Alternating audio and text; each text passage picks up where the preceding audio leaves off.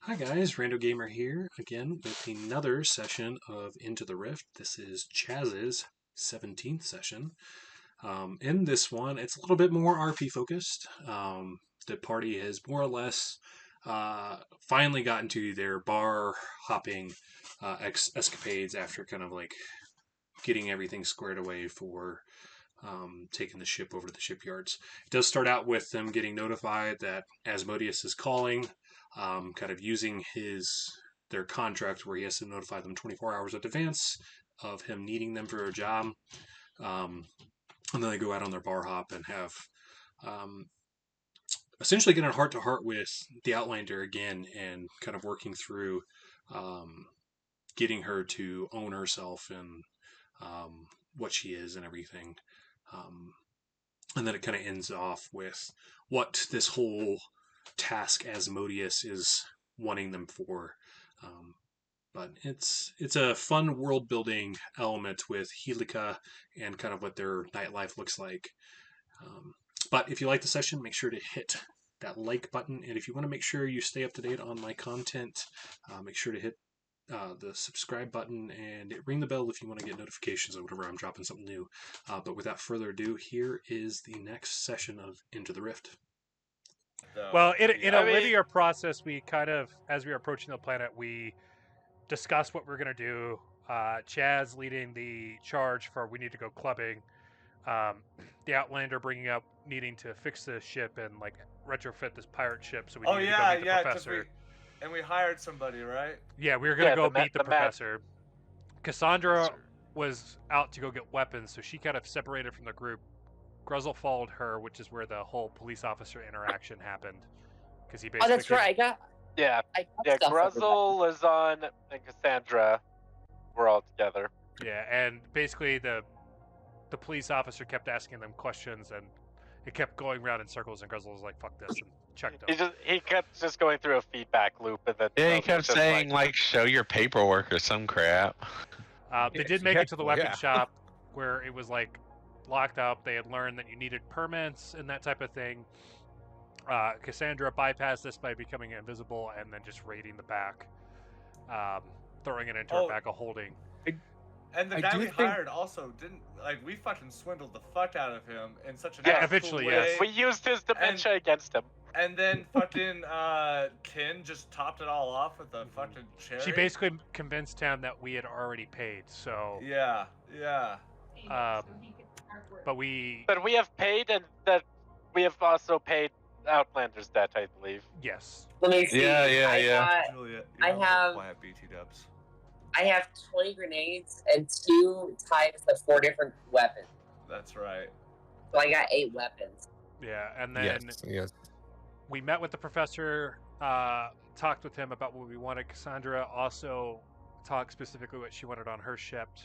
She was going to have her demon workers come to help with that. At which point we had finally broken again. Chazz and Crampy went back to chill out before clubbing, so basically taking a nap.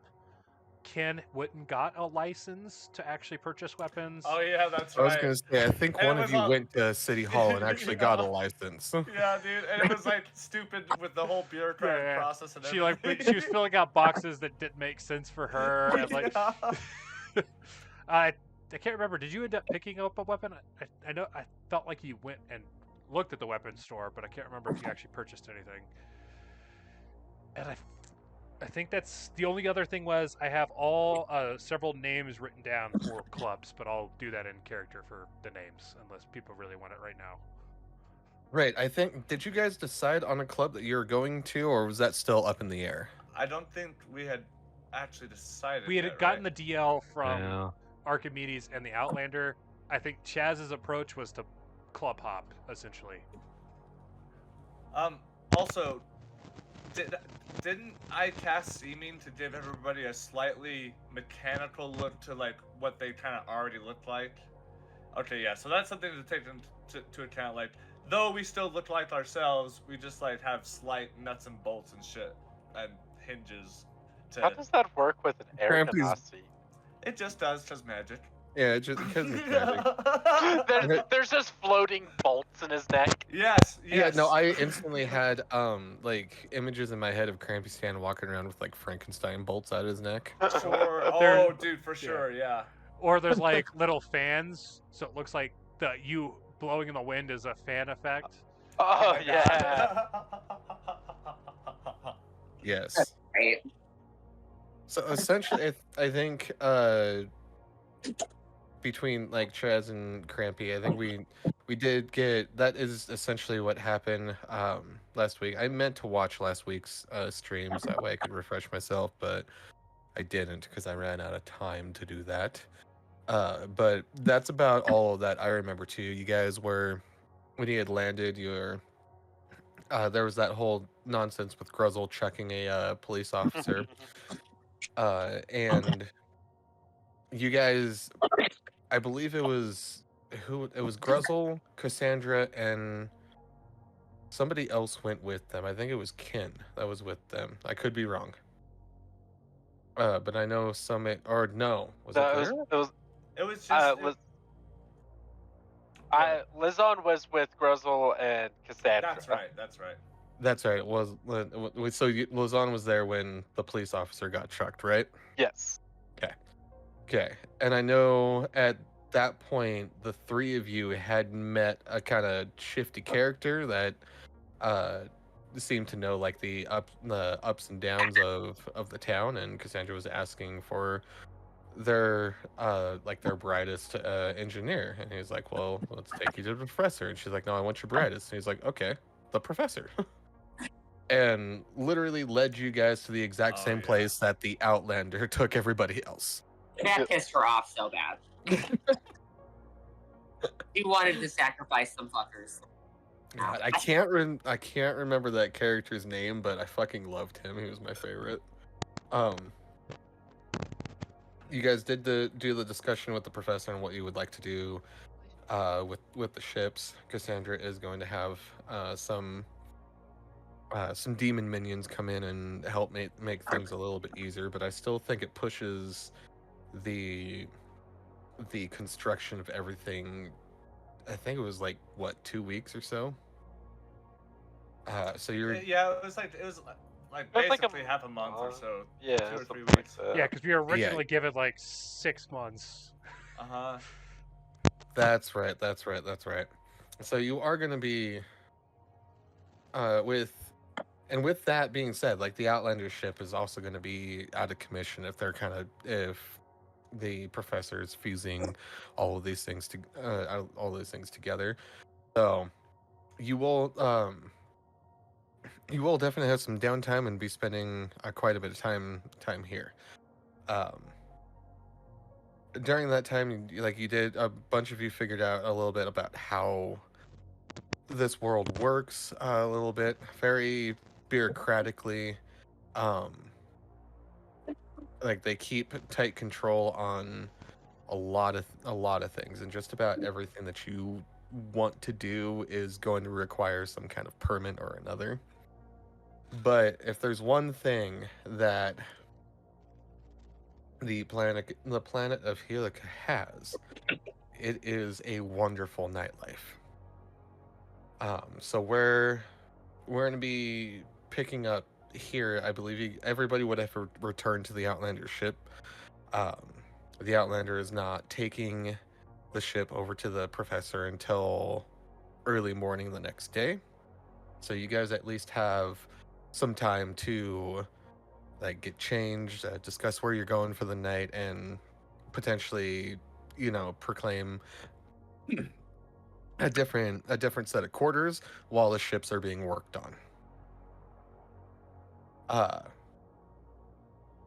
So that is where I'm gonna pick it up for now, as everybody would have been returned back to the ship. What are you doing? Are you getting ready for your nightlife, or what's the time we're coming back? So we're up from our nap and everything. Yeah, I would say this would definitely be everybody would be getting up from nap.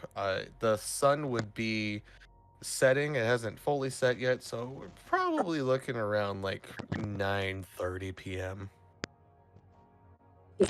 Sandra's Okay. definitely sitting in a chair while her femboy maid is doing her nails and her stylist is scooping up her flaming floating hair as she's just bitching about the planet the whole time.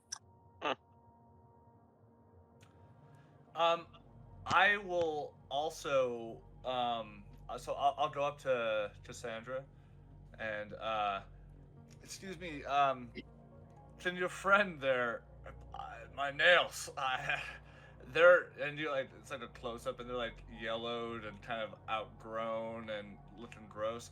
I could use a little bit of a updo if you wouldn't mind.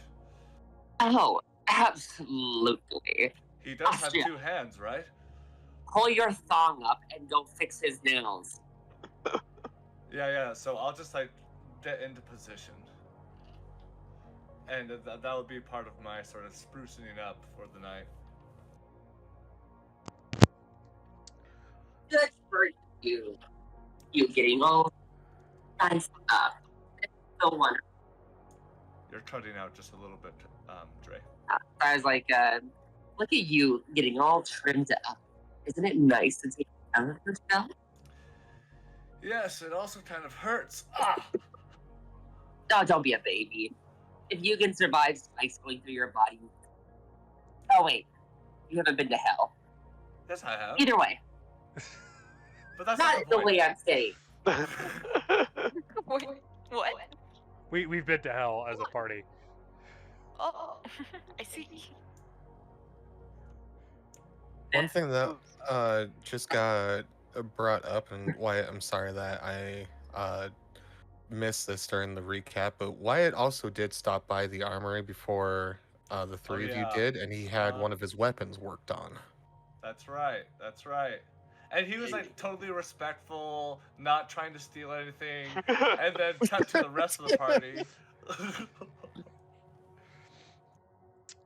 It's totally respectful. Well, the Did rest are bash deviant, on some so. of the party members, but nobody else was there to hear it. As you're getting your Manny there, Chazz will walk up with his purple vest. He's just kind of like sprucing it up, everything. He's like rolling the sleeves because he wants those kind of pulled up instead of the full long sleeve out. And you know, Crampy, what I'm thinking is we hit the Steamlight Emporium first because that's supposedly the most lively. So we hit that one while we're fresh. Then we hop over to the Brass and Cobalt Lounge where we kind of mellow out, get some higher end drinks. And then, you know, we finish off at the Ebony Brass Parlor because that one's kind of like the sophisticated, you know, drink smoke sort of vibe. So I think we finish off there as like our nightcap. Yeah, but what if we're all trashed? Wouldn't it be sort of a bad idea to end up at the fancy place last? Oh, do you not pace yourself? What?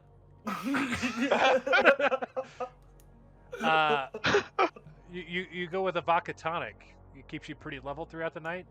You mix it a couple shots here and there, but like. I mean, I don't have any qualms against this. Everybody, does that sound like a good? I mean, is that Homelander here with us? Homelander, Outlander. Oh, goddamn, I said Homelander. Yeah, he God comes damn it. in and instantly just lasers your ass. Sorry. This Manny is doing something else. Like, do you think that's a good order? As I just kind of shoot over to the Outlander. Homelander, fuck me. You did it a few times. I know, I realize that now. And I hate myself for it. You're gonna have to review that order with me because I was taking care of some side stuff real fast.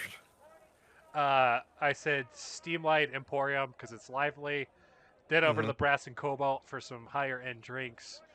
And then finishing at the Ebony Brass Parlor because it's kind of like the whiskey cigar sort of vibe.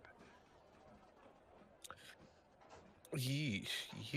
The Outlander, like she looks at you. She goes, "Yeah, no, I guess that would be That would be good. I don't want to, I don't want to dive you guys into something that you can't handle your first night here. Oh, well, after this Like Manny, I'll what? be able to handle anything. I think we can handle anything. As Gruzzle walks in wearing full black leather pants, he's got on high top leather boots, Nice. and nothing on for a shirt. Yeah, And but he's got the whistle, like a whistle around his neck. Oh, dang! A whistle! Oh, dang! He's got like a whistle, like Terry Crews is the idea I'm going for here, Yeah. and some glow sticks on his waist belt, as he's got a leather belt like with skulls on it. You should, Oh. dude, you should consider some cufflinks. So, Oh yeah, no, Yeah, he's yeah. definitely he's got, but they're glowing, like they're glow stick, glow in the dark cufflinks. okay. And then on the cufflinks are some silver skulls with the belt being one of those studded, emo with the Yeah. spikes and the skulls all the way around. Oh, And fuck it's yeah. pulled just nicely tight, and it's like low riding, though, with the muscular V showing. You can see the V that. Yeah, you can see the V. It's risque, and he like blows on the whistle, and he's like, "I'm ready," as he does a little shimmy shake. Look at you, Grizzle. You look deviously great. Oh, what can I say? Demons know how to party. Yes, we do. And once I'm ready, I'm going to burn this. I mean, have a great time. Yeah, can we have a costume change for this clubbing? Because Yeah. now I'm inspired. Yes, you can. Everybody can totally do a wardrobe change for a night on the town. I would love to hear everybody's. Oh, it's Sir Hellknickers. However, this is the first, as Gruzzle enters the room and the Outlander sees him, this is the first time you guys actually see her physically concerned. Oh, I thought you were going to say she blushed. I was like, oh. Oh, Gruzzle's like, I got my. 5 minutes. Lazan go to Chazz. Chazz, you're looking quite spiffy. Mind helping me with my outfit for the night? Well, I guess it depends on what you're feeling. I was going for kind of the sophisticated, upper class sort of vibe, since that was kind of the clubs that we had scoped out with the Outlander and out of the scene. But Yeah. Is someone at, like, a restaurant? what? The thing is the music. It's the I background like it. noise. Deal with it. Yeah. I'm looking to look a little bit more sophisticated than this, as I'm just kind of wearing a tunic. Okay. So, I'm a big fan of the vest because you can get the nice multicolor sort of thing going on where you can go like a subdued color underneath with a vibrant sort of vest, as you can see with my purple here. How do you feel on pocket watches? Pocket watches. Oh, I love myself a good pocket watch. Okay, so we can throw that in there, give you a little bit of the gold to pop. What are you, more of like a baby blue sort of color, or? I like to accent, my natural color a little bit with darker tones, such as like darker blues, maybe reds, things like that. Okay. I do like the contrast with the red, with your natural sort of wispy blue going on. So maybe we go with that. Accentuate it with the gold pocket watch. Do you do loafers or you do?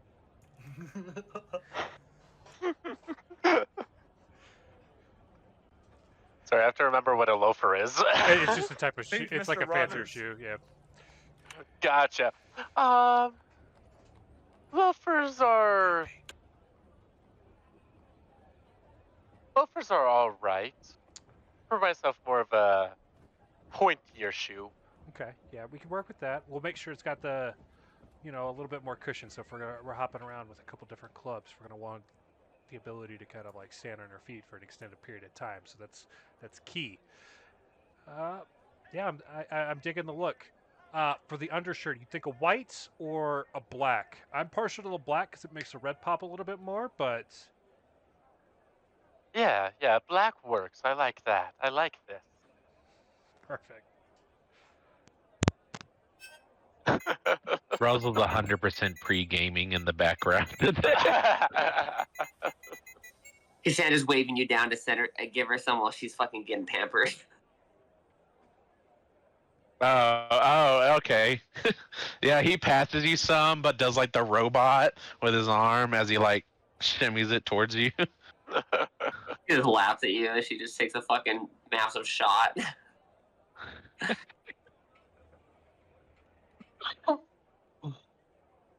Okay, who's next? That's fantastic. That's pretty much exactly what I was imagining. Yes. Ooh.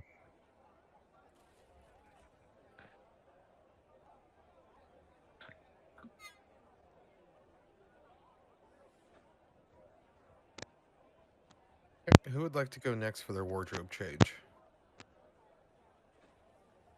I'll go through mine soon. Sorry. Sandra's wearing a white leotard that's pure leather. She's wearing very, very pump-like white heels. The leotard keeps her back and her hips totally exposed, as it's more like of a collar that kind of goes down to basically hold her breast in, and it's a pretty risque outfit. Oh, did I miss it? Just so you're aware, your mic is a little scraggly, Me? Where's that? Cassandra. Can you hear me now? Yeah. Okay, perfect. So she's wearing a white leather leotard, where it basically her back and her hips are very exposed. Sure. While it's almost like it's a collar around her neck that goes down over her bosom. Yeah, And okay. Yeah. completes the leotard, and she's wearing very say heels. I had to remember what a leotard was. I was like, what the heck? Think of any female superhero ever. Yeah. Raven. Raven. Yeah. Oh, okay. Dim legs. Oh yeah. Ooh. And that's really it. She's Wow. wearing a lot. How exciting. Okay, who would like to go next for their wardrobe change? I'll go last.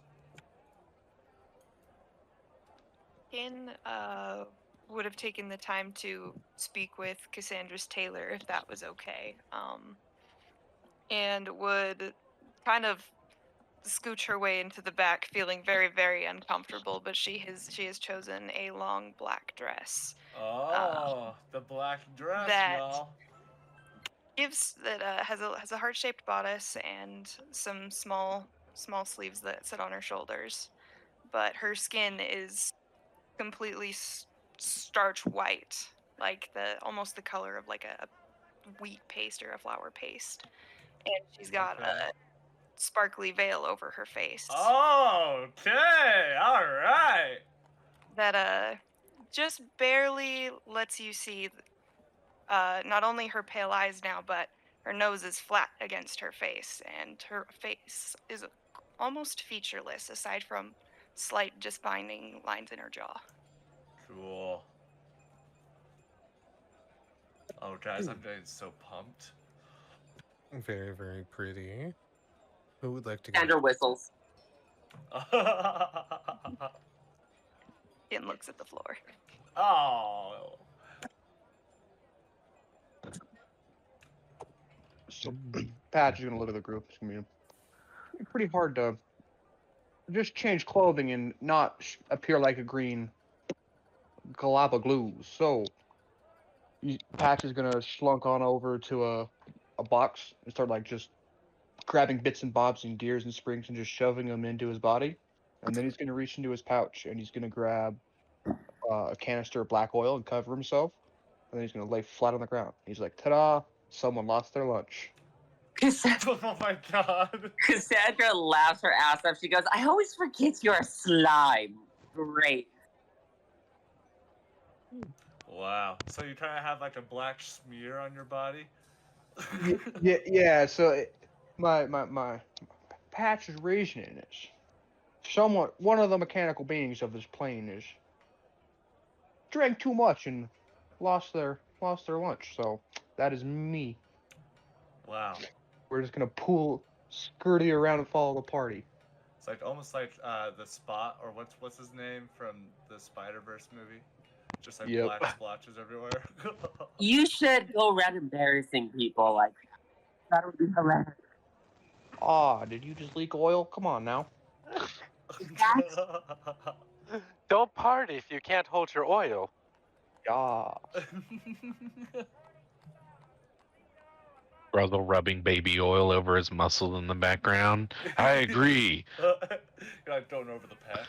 Oh yeah, just massaging the man pecs. Yeah, make sure to get into all those muscle creases, you know? Mm-hmm. Okay, Lyra, what about you? Okay, so Lyra is already changed. She is now wearing kind of a forest green top with a skirt that goes like yellow with some blue, with very tall boots and a hat. Okay, what kind of hat we talking? I will send a picture of what she's wearing now. Okay. Ooh. Mad Hatter fairy vibes. Yeah, I like yeah, very Alice in Wonderland. Very, yeah, uh-huh. I like it. I I like like it. it. I like it. Jeez. That looks badass. So for I didn't take the time to try and find a look on Google Images, so my What's that? bad. So I was thinking what I would want is like not necessarily like a dark purple, but like a tip or two away of a neutral purple slacks and a matching long buttoned up shirt that's also the same color, and I have a vest that is kind of like a maybe like a more of like a yellowish pastel color. And I will have a long coat that I'll be wearing that goes down to my knees. That is like very pressed and very holding its shape. So very, very reminiscent of like a cartoon depiction of a 90s pimp. And I'm also going to be wearing a top hat that's also purple and has a velvety sort of, fuzzy texture to it. With an accompanied large square glasses that have golden rims. And if you'll allow it, DM, some golden grills over my teeth.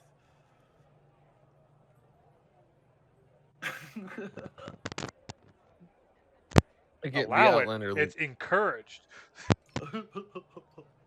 The Outlander looks at you, visibly concerned. What do you think? Sorry, it's really hard to talk with these seeds in. She kind of like face palms, and she's like, maybe you'll be starting a new trend. Who knows? I'll spit out the grills. I'll spit them out. I don't want them anymore. But yeah, that's it for me. Okay, perfect. So. Oh, one gold chain, please, and it had big links. You know what I'm saying? Big gold chain link around my neck. We're gonna call you a pimp named Crampy Stan. Exactly. Call him Gator. A gold chain. Now that would have looked better on my tits than these stickers. Good idea, Crampy. Hey, you can't beat this puppy, and I'll pull on it lightly because it's cheap. I mean, you could, but yes. The Outlander also takes a second to get changed more into a rather flowy purple and green flapper style dress. Okay. The only thing that doesn't change about her outfit is her hat. She remains wearing the hat, and even Archimedes kind of comes hopping out wearing just like a little bow tie. And I'll give a little cat call whistle to the Outlander. she smiles. She says, "Thank you." I'll just wink instead of saying you're welcome. So, are you ready to hit the town? You know what? I am almost ready, but and after you asked that, she already changed up the pasties for pasties that involve a gold chain between her titties. Nice. That kind of hangs from Toad. Wow. Pro. Yeah, she's got like They're golden. pretty much just nipple clamps hooked together. Basically, but they cover her nipples and it's gold. Perfect. She goes, by the way, everyone, I have a treat for all of you. Oh boy. Oh. Oh boy, indeed, Miss Outlander.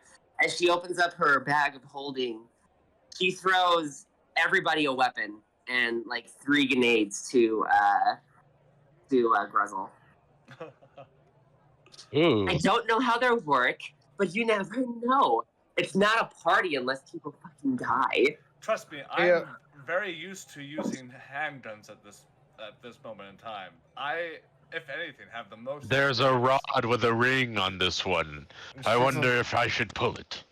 She's like, "Oh God, please wait, hold up. Last time you touched one Crampy, you shot Chazz, and In 2, character. bringing in character. bringing weaponry into the nightclubs is very frowned upon. Well, Extremely frowned darling, upon. Oh, that's fine. that's why we have our bag of holdings. They won't know. Gruzzle will just put the grenades down. It's fine. I'm already packing heat as he pulls up his leather pants. Yes, but I also must stress, people don't need to die at these nightclubs. That's boring. The only dying should be of excitement. Yes, 100%. And the more I think about it, the Outlander has a point. Why would we want to bring a weapon of mass destruction to a crowd of people?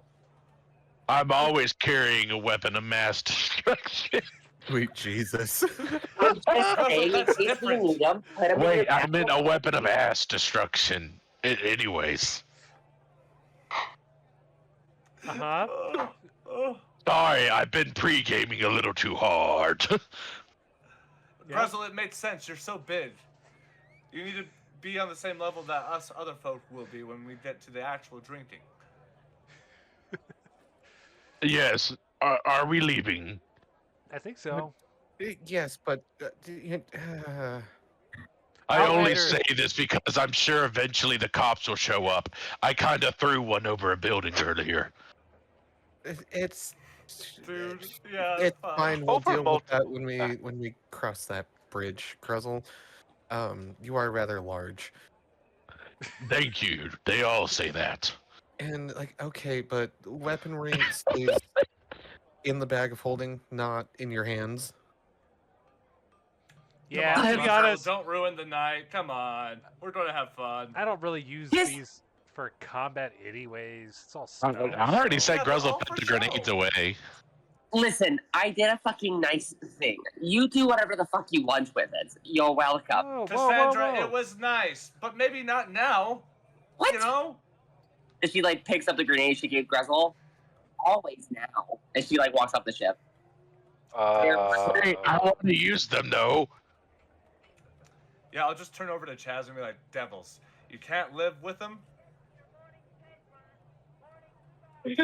I just keep... I see what you did there, Crampy. It reminds me of the last conversation I had with Akari. Talk about a name drop. Yeah. Okay, Yes, please, DM, take it away. Cassandra, where are you keeping said grenade? Yeah, because you're not wearing a lot of cloth on your body, you know what I mean? Oh, no, it's cool. The bag You of can holding search is me if you in- want. Oh, please. Yeah, search. I've been doing Kegels. Good luck. So you're saying it is inside of the bag of holding right now? Yeah, her whatever weapons that whatever single weapon she has and grenades, her bag of holding, which are between her like decently sized double D tits. Sure. Okay. So it is hidden right now inside of the bag of holding. That's basically what I'm asking, meta-wise. Yeah, they're there.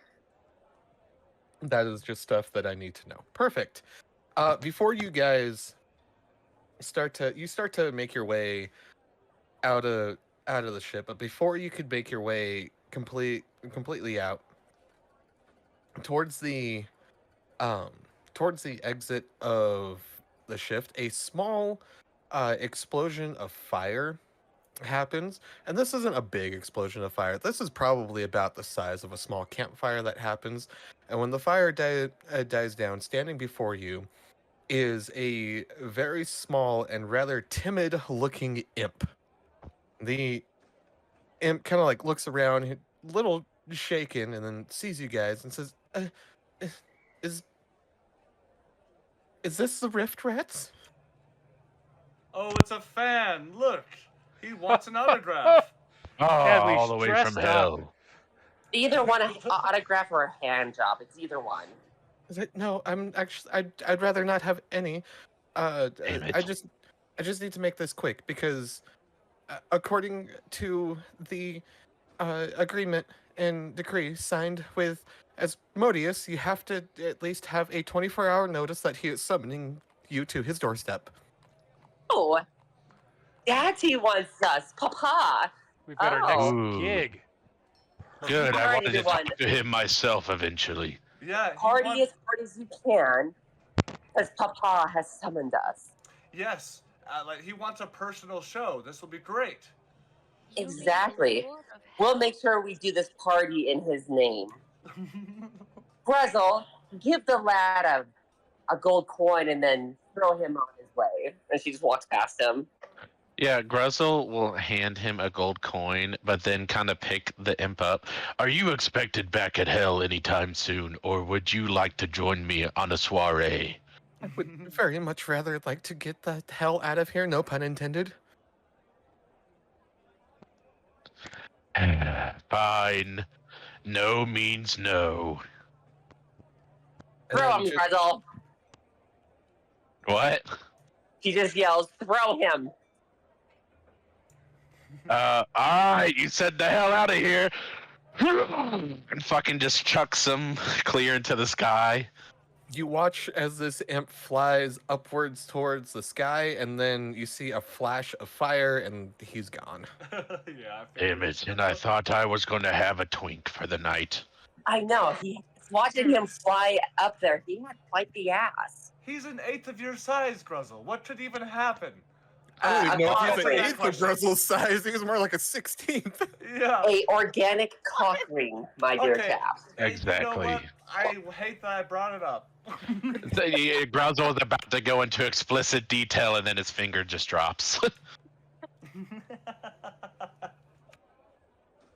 And the Outlander kind of looks at her and he's like, well, I guess we're going back to hell tomorrow. I can't wait. It's rather cold in this universe. She looks at Ken's like, oh, you haven't been, have you? Kin is kind of stunned, just sitting there, her eyes wide, and she looks at Outlander. We're going to hell? Yes, it's quite lovely. The Sea of Souls, the boatmen, you Not as know. high as you think. Quite And plus, literally. The that's where wine we is were going, pretty Ken. fantastic. And yeah. I hope I don't turn into plasma. my Papa is the king of hell, so we'll be honored. Uh, I assure you, Ken, we will be rather safe. We have a very good inn with Asmodeus himself. You're Yes, welcome. have you? you been have two to of the Asmodeus? best archdevils around. Yeah, Demons. and the expert Pykon did all the dealing, so like, wait, where is he? Did he get stuck in a fucking See, bucket again? Her father's the ruler of hell. My father's the second in command. He kind of does the dealings and evil shit. Lazan, were you with us in hell too, or will this be your first trip? Oh, what are we talking about? Is Cassandra's a Cambonian right now, right? Cambion? Yeah, a Is it Cambion. Isn't that the Yeah. thing that they use to make the ice nice? Stupid. No. And that she's was a just bad standing joke, there as an actual Cambion. It's an actual demon from She like just- the thing. She just goes, "You will be fine, I promise." I'll post a picture of what I said. I don't think my body is built for hell. Oh, no one's is. That's the best part. You'll be great. Mine, mine's not built for high heat either, but it's really not that bad down there. In hell. In hell. In certain areas of hell, the temperature is rather quite summery. It's not much different than 90 degrees. Others, a couple hundreds. But it's okay. You'll be fine. I'd say a brisk 90 degrees. A brisk Yes. 90, yes. In other areas, a couple hundreds to 1,000 degrees. But, you know, we're not going there. Okay. Okay. Trust me, guys. Guys. I know you're nervous We're now, just but like, once we go, it's fine. Like you're gonna realize it's not It's a big deal. It's just hell. okay. Daddy Gruzzle has you. Hell is cool. Be glad he does, because I do not. And with that, you guys Shots? make your way off to your first nightclub for the night, which I believe was, what was it? The Steamlight The Emporium. the Steam and Starlight Emporium. As you guys get, the Outlander, the Outlander in both Archimedes pretty much leads you down that way. No problem, kind of, giving you the tour of like this note, this way, that way. Here's some of the other nightlife, some of the more dive bars over here. As you guys come up on the Steam and Starlight Emporium, you do see there is two gentlemen standing outside, and as you approach, they have you one by one stand with your arms out, and they start waving this blue light over your body. The Outlander kind of like leans in and says, "They're looking for weapons." Oh, thank God! Thank the devils. I thought they were looking for cum shots. Oh, No, that's after part. Gruzzles some of us- peeks up. As you guys wander in, one by one, Cassandra, like, they have you stop. They wave the wand over you. It kind of makes this weird beeping sound. They're a little concerned. They wave it over you again, but it doesn't beep anymore. And they say that you are clear to enter. She just slaps one of them on the cheek very playfully and goes, "These tits are mass weapons of destruction." As she walks past them. He blushes. Gruzzle agrees. Gruzzle agrees. Some steam kind of spurts out from underneath his collar. She'll basically wink, and then as she walks past him, the pink fiery tip of her tail it basically just softly brushes against his cheeks as she walks through. And then oil comes out of his nose. Oh, I thought you were saying somewhere else for a second. God damn it. As all of you make your way into the Steam and Starlight Emporium, Evan, will you play that playlist that I sent you? Yes. Ooh, playlist that you sent him. I'm only saying I got the wrong vibe when I heard we're going to a nightclub. I think most of you might have gotten the wrong vibe. As you come in, this place is poppin'. The music that you're hearing, like, it is very like old swing jazzy with almost a like techno beat to it. Oh, This is fucking Chazz's realm. He knew exactly what he was getting into. dude, You this see a is whole your realm. manner. You see a whole manner of musicians up on stage as you come in. A lot of them with like instruments that you've never seen before, and they're very oddly shaped and clearly steam powered, but they work. Cool. Do they look like woodwinds of some kind? Some woodwinds, some brass, a Okay. couple of strings. Is there a singer up there at all? Not currently, but like I said, this entire place is popping. Like think like How walking. big? It's pretty decent sized ballroom. Like kind of Okay. like picture yourself like Great Gatsby sort of vibe. Okay. Oh. There are a lot of people that are out on the dance floor, just swing dancing, having a good time. The entire place though kind of seems to have like this slight haze, and it doesn't take long to realize that it's because you have a whole bunch of automatons, a whole In bunch one of steam-powered building? automatons in one room. Yeah. Oh, I can swing with this. Yeah. You guys have fun. She's gonna make her way towards the backstage.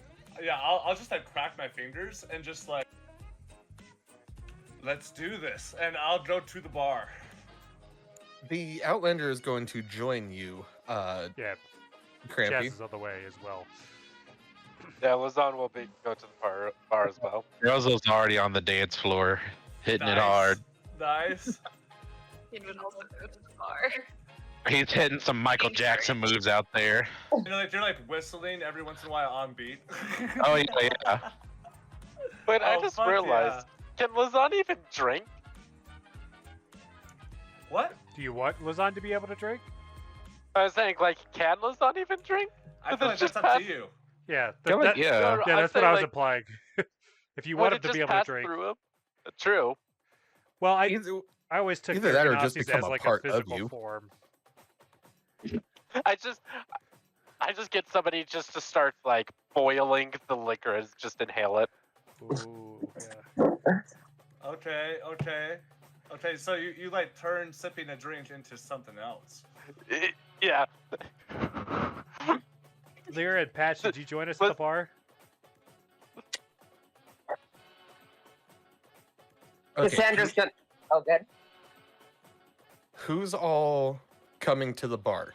We just need to hear from Patch and Lyra if they want to go, or unless they want to do something else. Patch is trying to stay incognito, so he's just gonna slowly follow the group.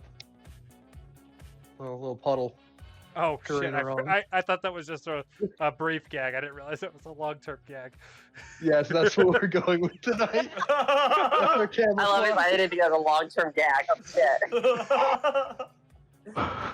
Didn't realize it was a long-term cat. Lyra, what about you? Lyra's gonna follow to the bar as well, and when Nice. Crampy gets there, she's just gonna kind of land on his shoulder, just to kind of have a seat that's not like the actual seat. Yeah, I'll like at that moment use my other hand to just look at the crowd. Wow, what a night, Lyra. It is going to be quite the evening. And I call out to the bartender. Okay. Cassandra and Grezel, you both are hitting the dance floor. No, Cassandra is going backstage. We'll get to And that in a she's- second. Yeah, Grezel, you're Grizzle's hitting the dance floor and he's trying to woo the women. Oh, dude, I like to think With that his the crowd moves. opens up because you're just so. Oh yeah. It's definitely disco style. He makes his present and he enters into the middle stage, Oh, like middle okay, dance yeah. floor, and the lights hit him. Grezel, either make a charisma check or a performance check for me. Potentially athletics if you want to like take I it was gonna back. say, could I argue acrobatics? Cause he's pulling some moves out there. Cause he enters by hitting the splits. Oh, like you like jump and then land for in the splits. acrobatics roll, he slides up out of the splits without grabbing anything. Like he's how they do in the dance move. Right. Okay. Because of that, I will allow acrobatics. Awesome. Perfect. I have a Awesome. plus 33 to that. Cassandra, we'll touch base on you in just a second. Oh, you're good.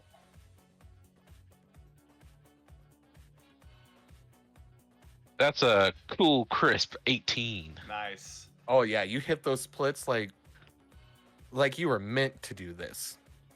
And he just looks at one of the nice, fancy-looking females in the room. Even if there's a guy around her arm, it just gives her a wink. Oh yeah. Yeah, you definitely have eyes on you. For multiple reasons.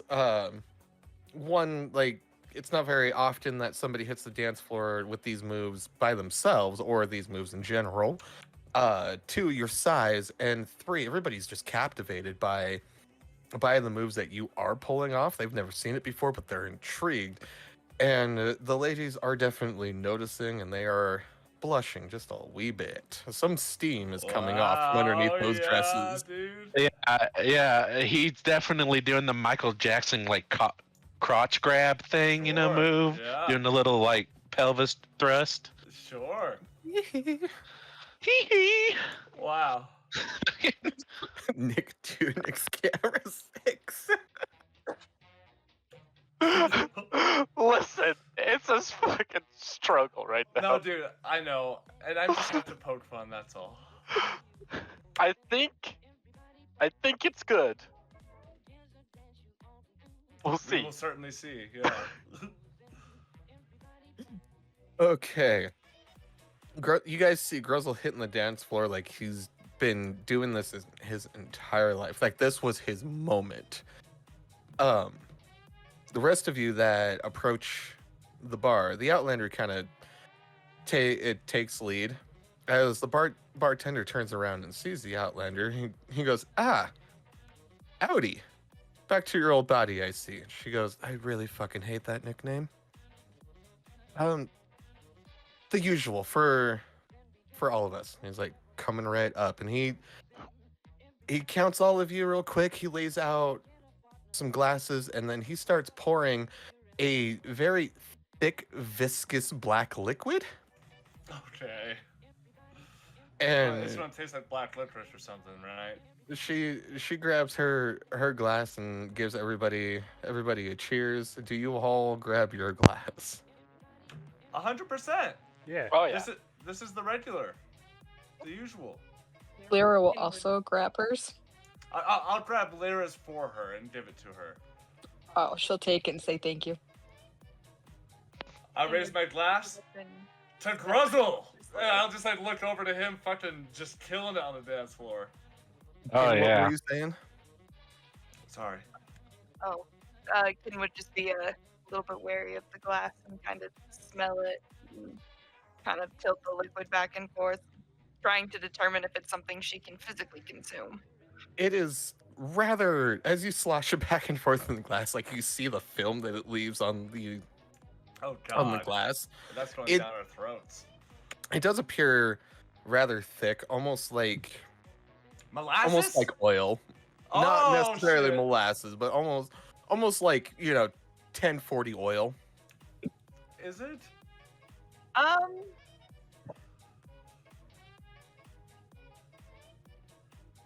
She's gonna wait and hold her glass up and try and blend it for the time being. Hey, you know what? If we can drink gasoline, we can drink this.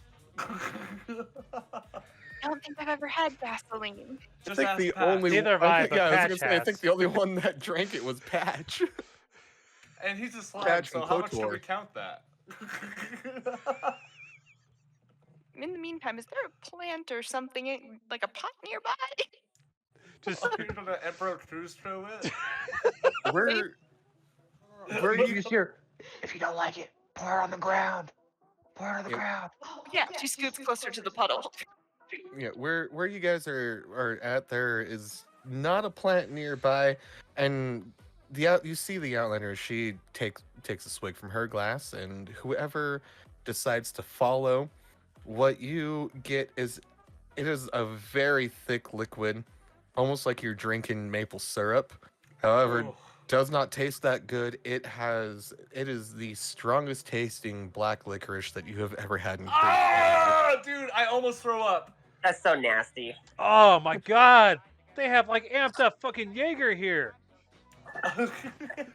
As it slides down your throat, it is a warming sensation that you have not felt before. Well, maybe Crampy has, but the rest of you wouldn't have felt before.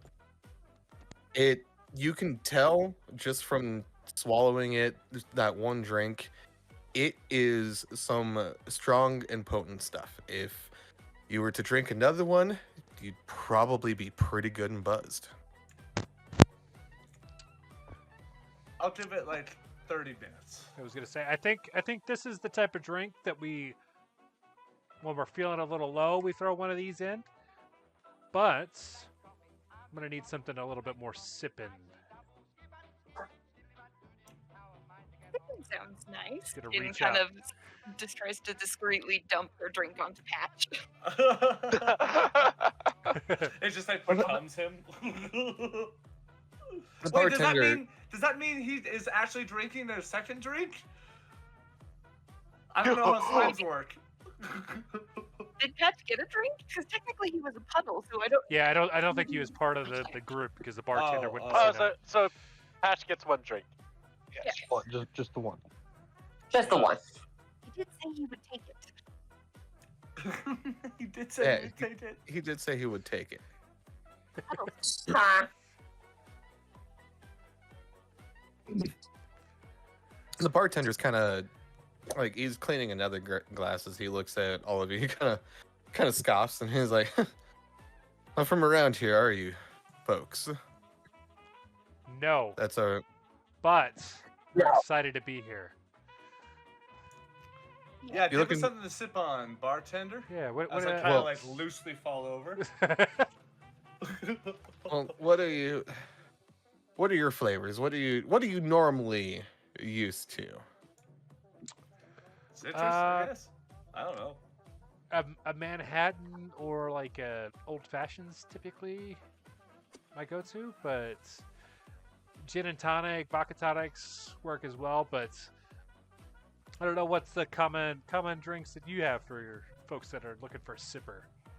He's like, "You must be far away from home because I've never heard drinks like this before. What, a Manhattan? What is a Manhattan? Why would you name something Manhattan? And why are Manhattan?" Well, I think it's a name after a city, if I recall. That's where like the drink became popular. But anyways, Are there a lot of men in hats there? not that I recall, mean- but Maybe. Do you Damn have it. something maybe lighter or clear liquid, perhaps? He's like, I do. I indeed do. You know what? 1 second." And he turns around. He grabs from the back. He grabs like a crystal square jar, and he pulls it out, and he starts to fill some glasses, but he only fills it about halfway. And then you see as his hand almost kind of like flips into itself and then pops out a handle and spurts some what appears to be like seltzer water out of it. Nice. And then it flips back in and his hand comes back out and he hands it all over to you. It's like, this is probably the most like dumbed down stuff I can give you. Folks around here are used to the strong stuff. Perfect. And I'll takes grab the it. Yeah. yeah, I was gonna say I'm not opposed to a strong drink. For the record, I just wanted a sipper, whatever. So after this one, maybe whatever is the most common drink in the joint. How about let's go with that? He's like, this is a pretty good sipper. Just don't keep it away from an open flame. Oh my god. Gotcha. It looks at the cup and it's like, Damn it. Lazan just looks up with like the lighter in his hand, just putting it away as he was about to vaporize. Yeah, like Crampy will like sniff it and like some of the hairs of my nose just kind of shrivel. It does smell pretty potent, but like Crampy, you do notice like some undertones of maybe like some lime, kind of like citrusy, Oh, okay. a little bit. Perfect. and will kind of tuck hers Let- under her veil to take a drink. Lazan will take a sip. Those of you that take a sip of it, it's strong, but it's okay. It's definitely better tasting than the liquor stuff that you just had. You do taste like that. It's kind of like, because of the seltzer water that he mixed it with, along with that like hint of lime. It's almost like he gave you a lime gin with seltzer. It's not bad.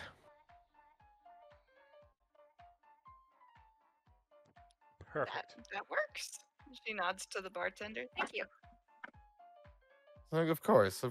I'm here all night, or at least until we close. Crampy, I think you missed the explanation of the drink. Did you take a sip of it? Everybody else did. Yeah, for sure. Yeah. Okay. I'm So ready to party. Yeah, what's your tasting? It's strong, but it's not as bad tasting as the liquor stuff that you just drank. It almost tastes as if like the bartender gave you a like a lime gin mixed with the seltzer water. Okay. Okay, gin So- and tonic, basically. Yeah, it's Okay. a little bubbly, little ginny, little limey. Honestly, anything after that first drink would have been like wonderful. So I'm loving this. The Outlander kind of gives the bartender a look as he pours another round of the black stuff for her. She kind of like gives you a toast. It's like, this won't even put me down as she drinks another one. She is very, very much used to it. And Crampy, if you call back to first meeting the Outlander and the first time that she poured this drink for you in the tavern of your home world. Wait, say that again? You're reminded of the first time that she poured this drink for you in the tavern of your home world when you first met the Outlander. Ah, okay. Cool. All right. Yeah, I'll take another sip because I remember. Cassandra, we're gonna jump over to you real fast. Oh boy, let's see what's going on, dude. Are you gonna Jessica Rabbit us? Possibly. Oh my god, perfect swing. So you are heading into the back, Yes. but as Okay. Like, you're is there a making backstage or is it just a stage? Like, there you said it was is like a ballroom, right? yeah, and there is a stage, there is a backstage, but the entrance to it is being guarded. So as you make your way over there, you are faced with a bouncer, very dapper, like tuxedo, very dapper looking, but he is guarding the door. She's gonna like walk over to him and start like tightening up his tie. She goes, "Darling, are you gonna keep the singer of the swing party out? I have a job to do." And I'm gonna roll a persuasion. And Okay. it's gonna be a whopping 29 persuasion. Wow. Daughter of the devil, everybody. He's instantly apologetic. He's like, "I am so very sorry, please." As he not only like ushers you through the door, he escorts you back. Oh, fuck yeah. He gives him a little kiss on the cheek. Hold on to that. She's gonna start grabbing some of the suits from the costume rack. She's still gonna wear her leotard to keep her breasts exposed, but she's gonna damper herself up a little bit. Okay. Okay, I like it. She's gonna grab a microphone. No, actually, a better idea than that. She's gonna walk on stage, but she's gonna go to the band and just whisper, "Keep up the beat."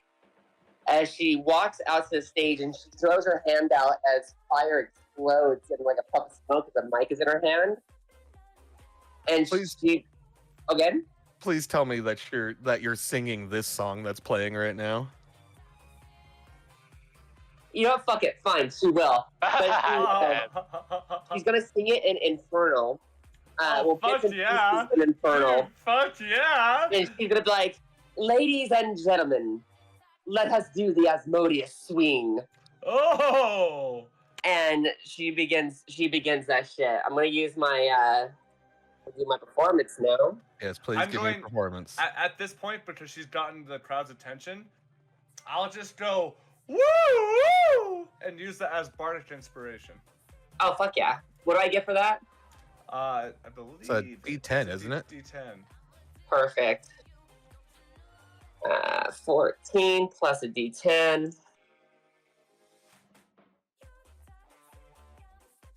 I'll make it into a 16. Okay, not Nice, bad, not nice. bad. But what I'm going to do, though, is I'm going to do... Let me see here. Just because I'm a college of... I'm basically going to bring in... basically start putting my magic in singing, as I'm basically going to be doing an enthralling performance. Cool. Roswell just like is looking at everybody like, this is my dance. Yeah, I'll like be on the dance floor if you'll allow it. I want to dance to this shit. Oh yeah. He's like cleared everybody else out. It's just is not dancing real good, and he just makes space. Yeah, riff raff performance right here. Oh yeah. And she's dancing just like how all of them are dancing as she's singing. Wow. Love it. Everybody is enthralled.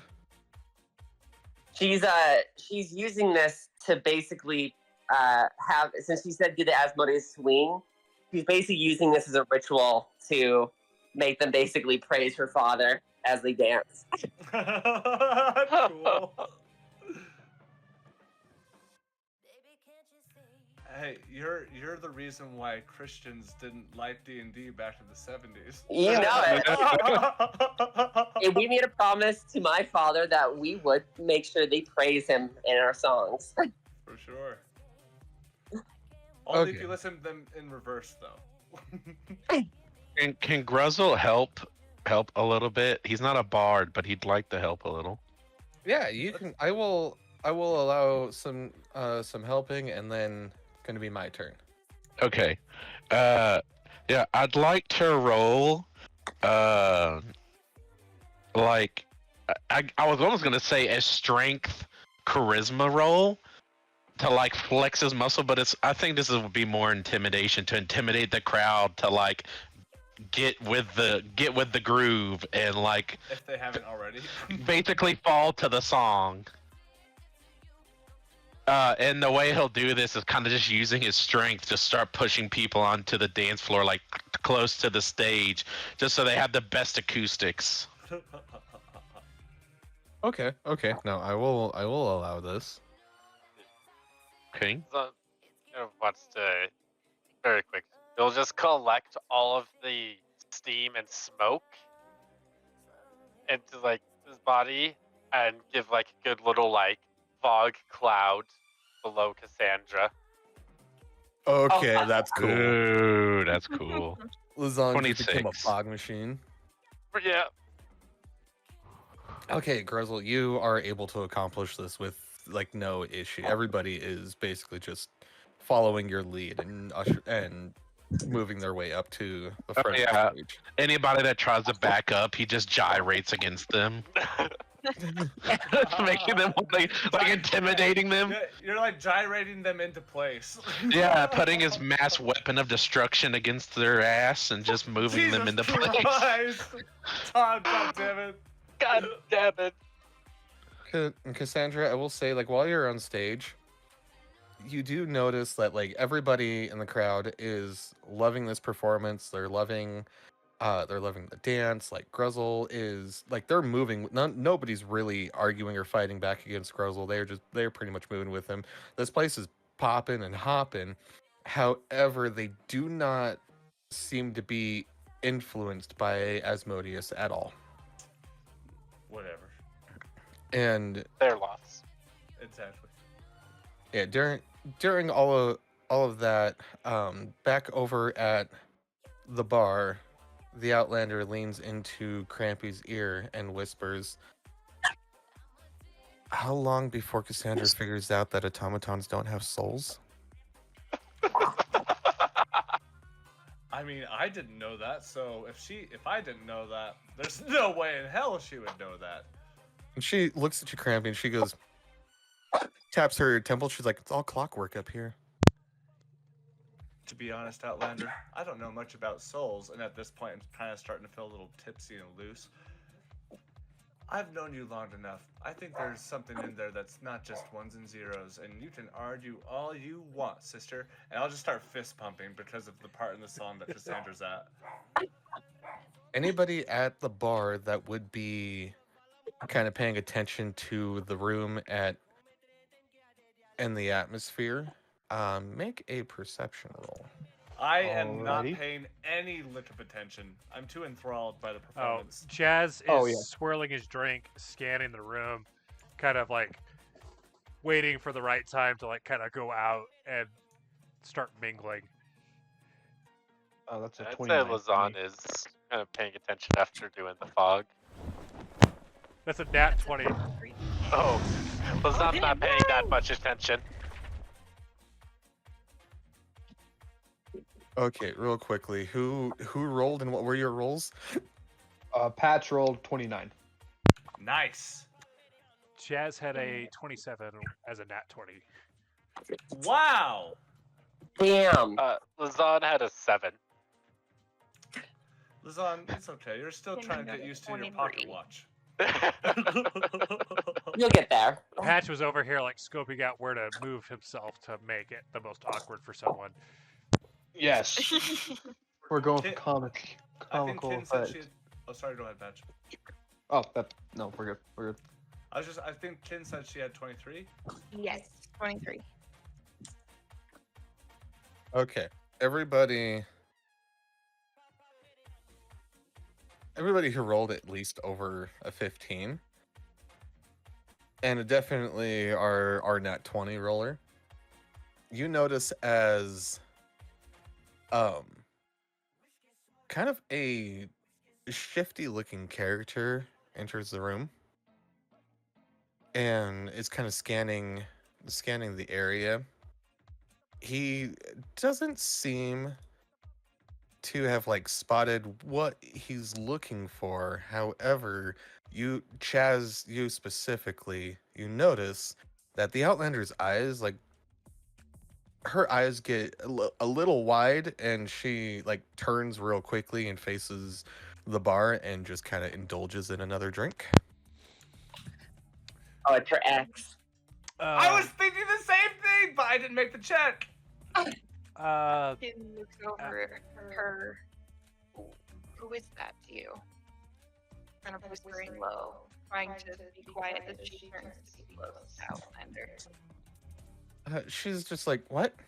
Who's what to me? I saw that. Don't lie to me. Who is it to you? Are we in danger? Chazz, you were a nat 20 roller, right? Mhm. You would have noticed this person is decked out with like a lot more gears on his person. He looks a little rough and tumble, like he kind of stands out Like the other from this group. other side of the train tracks type of automaton. Yes. And the Outlander looks back at you, Ken. She's like, I have no idea what you're talking about. Maybe we should move like closer to the stage. I want to get. Just look at Cassandra up there. Isn't she beautiful? As Chazz is swirling his drink, he's gonna go, Outlander, I'm all for moving towards the stage, but let's be real here. The more information we have, the more prepared we are.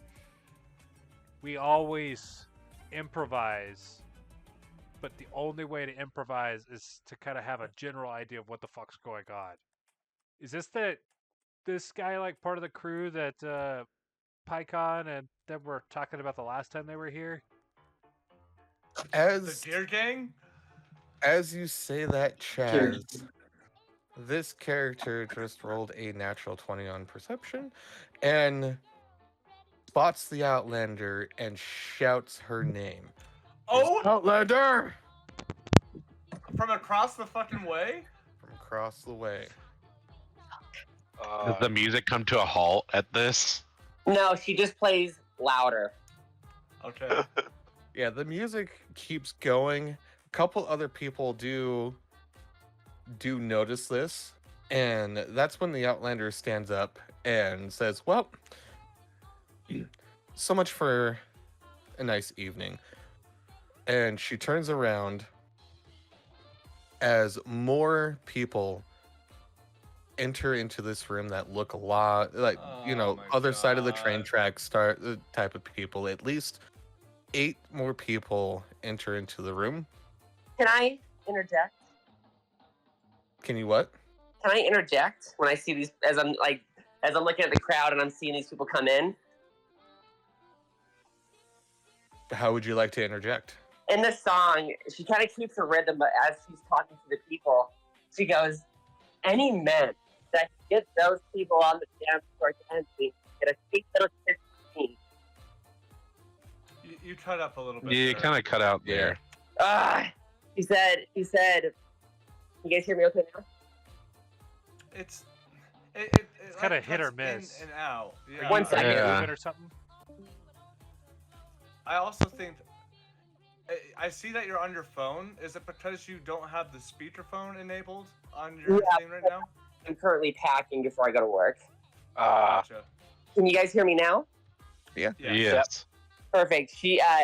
So basically, as she kind of keeps into the rhythm of the song, she goes, "Anybody that can get those people dancing on the dance floor can get a sweet little kiss from me after the show." And she's basically using her enthralling performance to make the crowd kind of pull those people into a dance floor. Ooh. Okay. Mosh pit it up.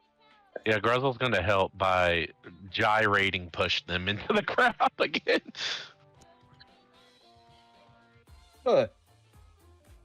Okay. Cassandra, why don't you do another persuasion roll at advantage since you have their utmost attention. Absolutely. I took Gilly. 28, my dude. Yeah. You do see a few people start to make their way over to try to push these people onto the dance floor. As they start to do that, and you hear them, like, they're not super fond about this. They're like, hey, what are you doing? Can I jump in Hey. now, or is it too late? Okay, that's fine. As they're being pushed towards the dance floor, one finally has enough of it and swings on somebody and makes does make a connection. Oh shit. Cassandra's gonna just give Gruzzle the eyes as she starts to sing louder and makes the musicians start playing more ruffier swing music. Yeah, does he hit? Who does he hit? He doesn't hit a woman, does he? No, he hits some poor innocent Joe that came over to try to push him on. Yeah, he's like, yeah, come on, come. Yeah, Gruzzle stops gyrating. I'm sorry. Go ahead. Keep going. And Gruzzle just gives this man the most deep demon stare ever. You wouldn't be ruining the fun, would you? Make an intimidation roll? Gladly.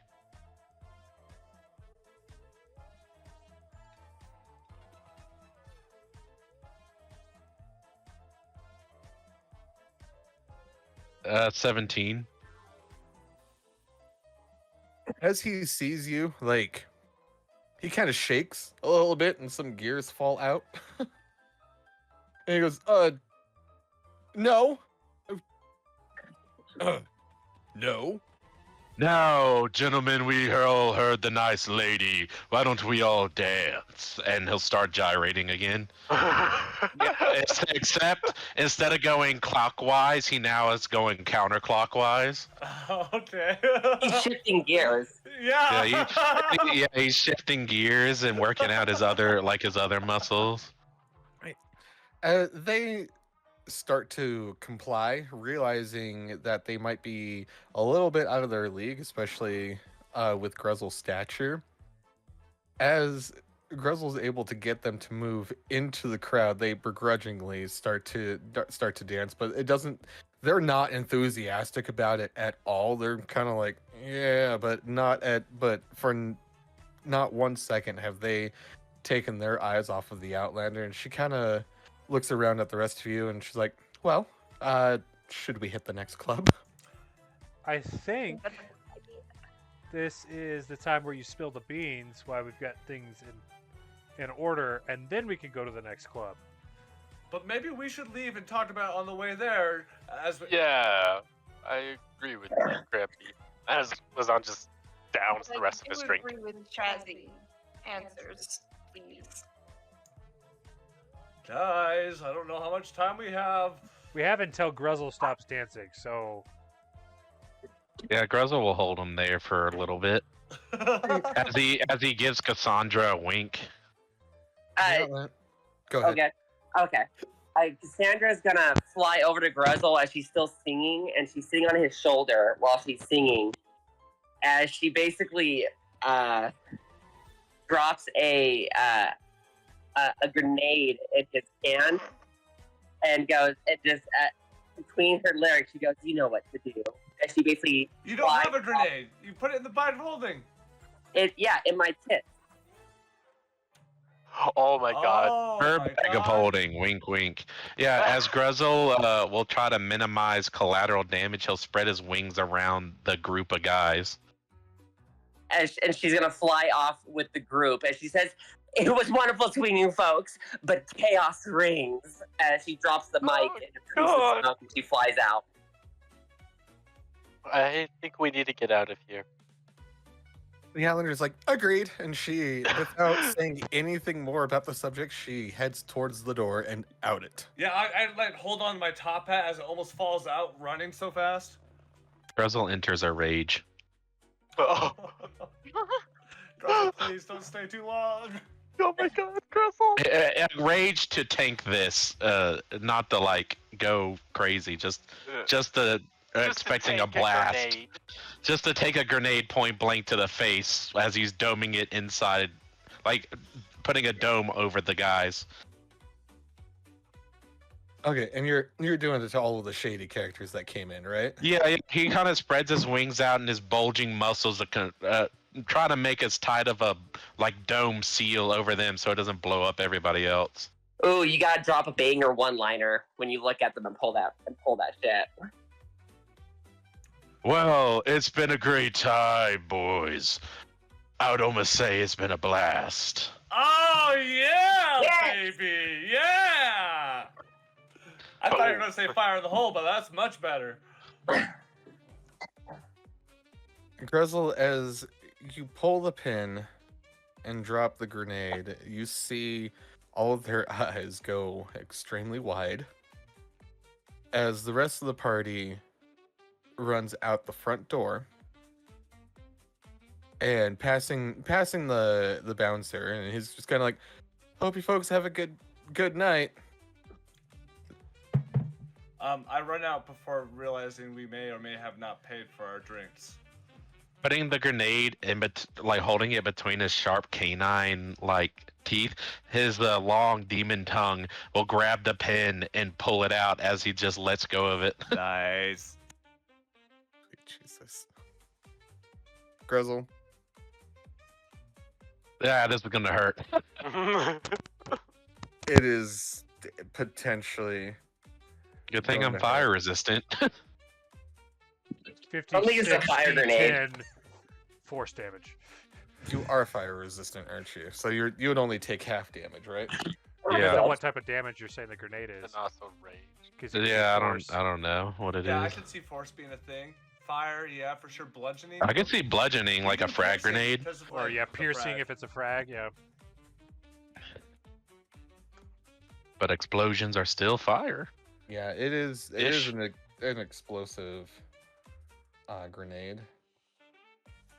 They're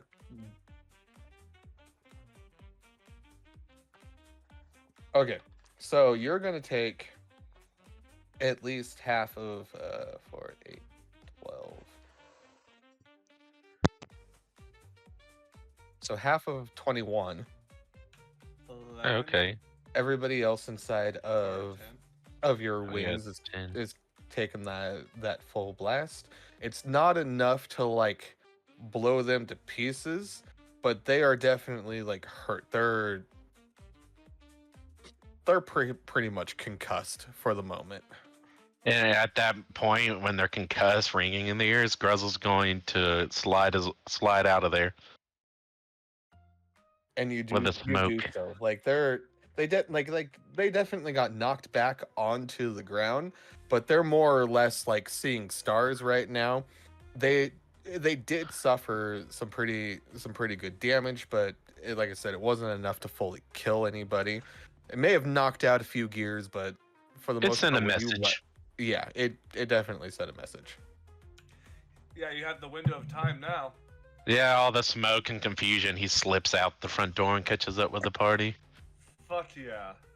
Cassandra's gonna look at Outlander and goes, "No worries, darling.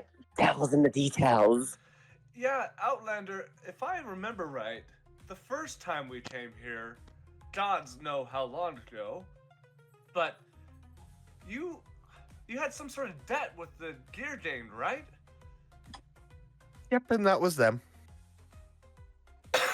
And like as she's leading you to the next nightclub, which I believe was where were you guys going? The next club was the Brass and Cobalt Lounge. yes. Brass and Cobalt.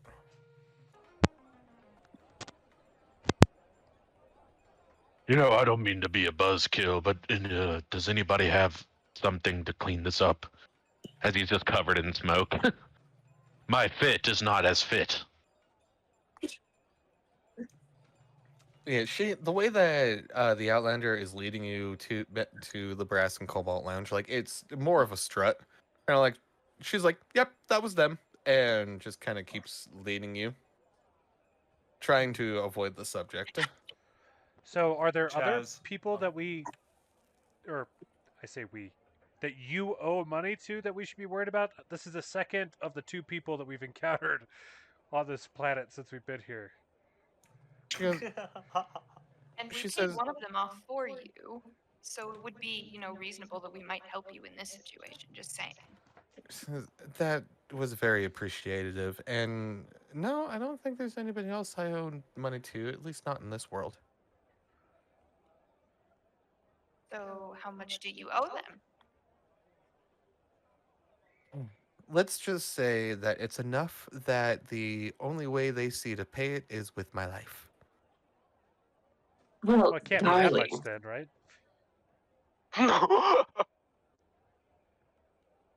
Let's put it this way. Equivalent to your currency, I owe them about 14 million gold. oh, so never let Huh? you hold the money. That makes sense. Crampy's glasses fall temporarily off his nose in shock and have to push them back up the bridge. The fuck were you doing? What did you do? She's like, "Listen, do you think having a ship that can travel through the rift to other worlds was cheap?" I thought that's why you ripped off the professor. No, the professor is the one that made my ship.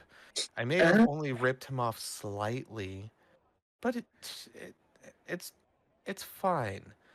There may be a few people that got ripped off in this deal, but it's Archimedes, is You there know- anyone else we should be worried about that she is not telling us? Looks up at the bird on her head. Archimedes just kind of like pops over to look at you, and you see him like raise a wing to his face as if he's thinking as he looks upward and goes, "Not on this world." I'm glad to see that it's multiple, because you have to think. World. You're going through the list of names of people you owe before you tell us. Exactly. What And was... sorry. Oh no, go ahead. And Outlander, this would have been really handy if you would have brought this up in our interview when we asked you to be our band manager. There was an Yeah. interview.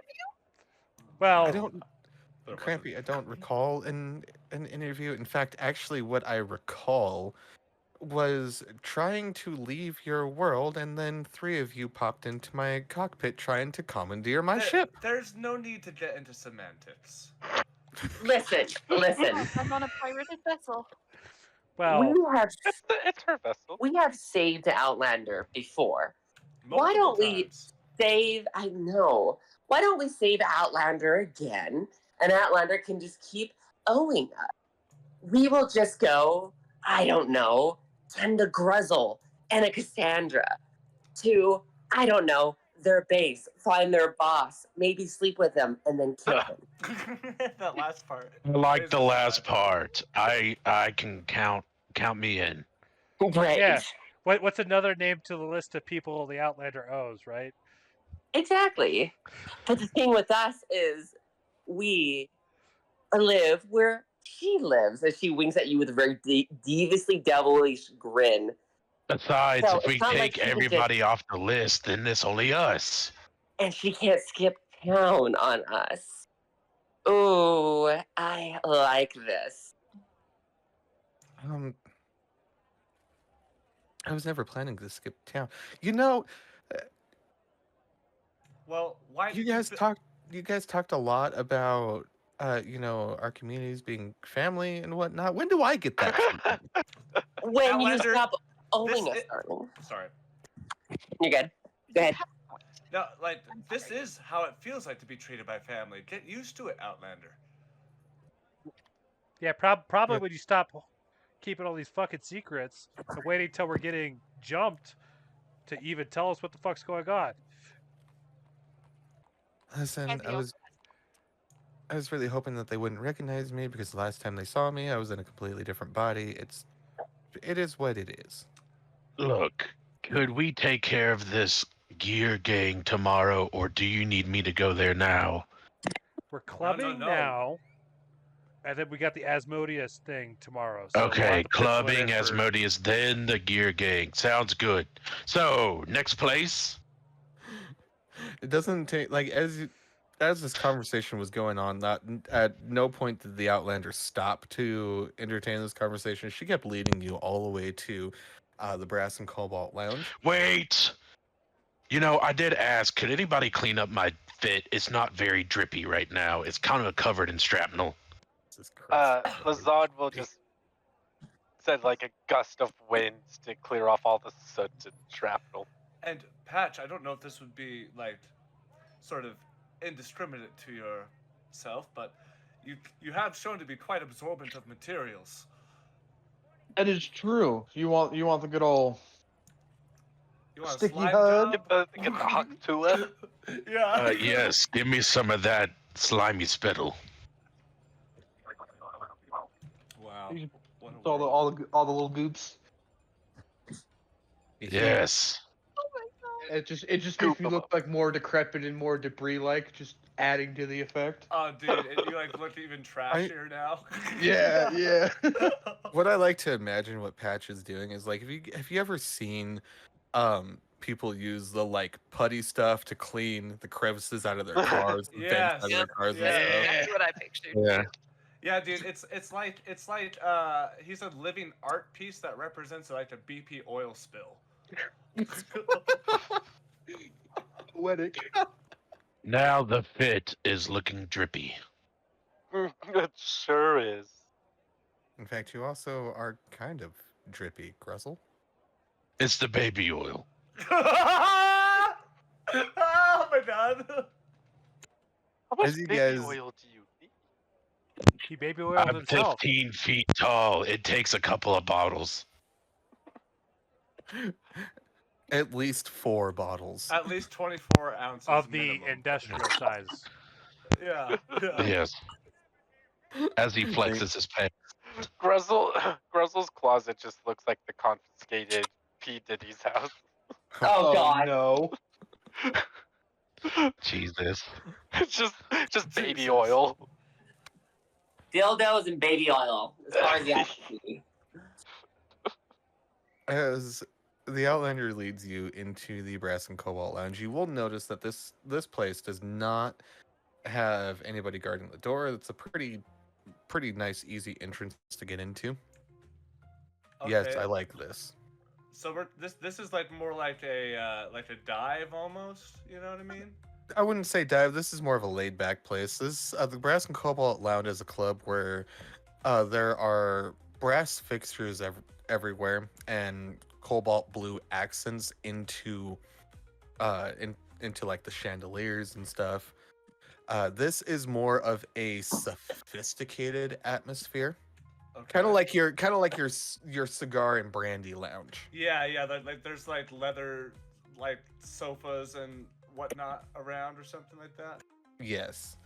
Yes, this is definitely not a dance club, but more of a, like, we're gonna just get together, have some drinks, and shoot the shit. Is there a live performance?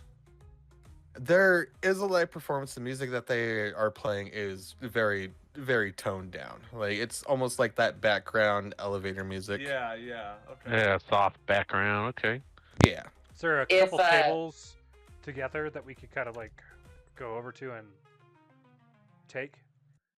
So there are, like, all of the tables that you find are, like, they're round tables. They kind of seem to the seat about like 5 to 6 people in general, but you do find two close to that are like right next to each other that you could either push together to fit to accommodate all of you, or you can leave them separate because as close as they are, you're gonna have no issue having conversation. I'll definitely pull the tables together. I'm just guessing Gruzzle sits on the floor. If no one else wants to, Cassandra will try to find a way on stage again. I'm sorry, can you repeat that, Cassandra? If no one else wants to, then Cassandra's gonna find her way on stage again. Okay. I think Gruzzle would join. Why not? She's gonna play some piano. You know what? I'll make it a trifecta. I'll participate, but not after getting a drink. So I'll get a drink to bring with me, if you'll allow it. She'll wave at you to bring her one too. Make it two? I point to Gruzzle, and I kind of do like a little bit of a, like beep beep bop bop. Yeah. Okay, I'll make it 3, but one of them's a double because of Gruzzle. Yeah. Okay, give me like 5 seconds. Gruzzle would 1, hop on the drums. 2, 3, 4. While they're 5. walking up there, Gruzzle will just not whisper, but mention to Cassandra, "You know, I still gotta hold you to that."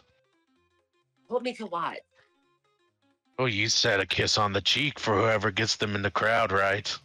Oh my god. He jumps up and gives you a kiss on the cheek. You're welcome. Not that. It's all right. He kind of blushes a little bit, rubbing the spot. DM. She laughs as she goes to stage. Sorry. I thought you were done. Sorry. No, I'm sorry. You're good. Go ahead. That's all. No. Fuck. Sorry. I'm gonna get the equivalent of a whiskey sour or something that has sour to it. I know they don't have actual alcohol here that we would be familiar with, but something to the equivalent. Maybe something like the gin and tonic we got at the last bar, but like maybe a little more. That sounds like nice. Tardy. Lemony, citrusy sour to it. Okay. So, what you guys notice here in this lounge is that there's not really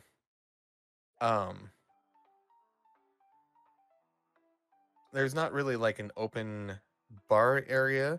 Oh, Like you just can order drinks. Yeah, you can see where I see. where like there are some bartenders at work, but like some waiters are kind of going back and forth. Okay. So as you sit down at your tables, a waiter does kind of stroll up, and he's got the like, the like cummerbund look, almost like that butler look as he walks up with and he's got a menu in hand, and he goes, "Would you like to see the menu?"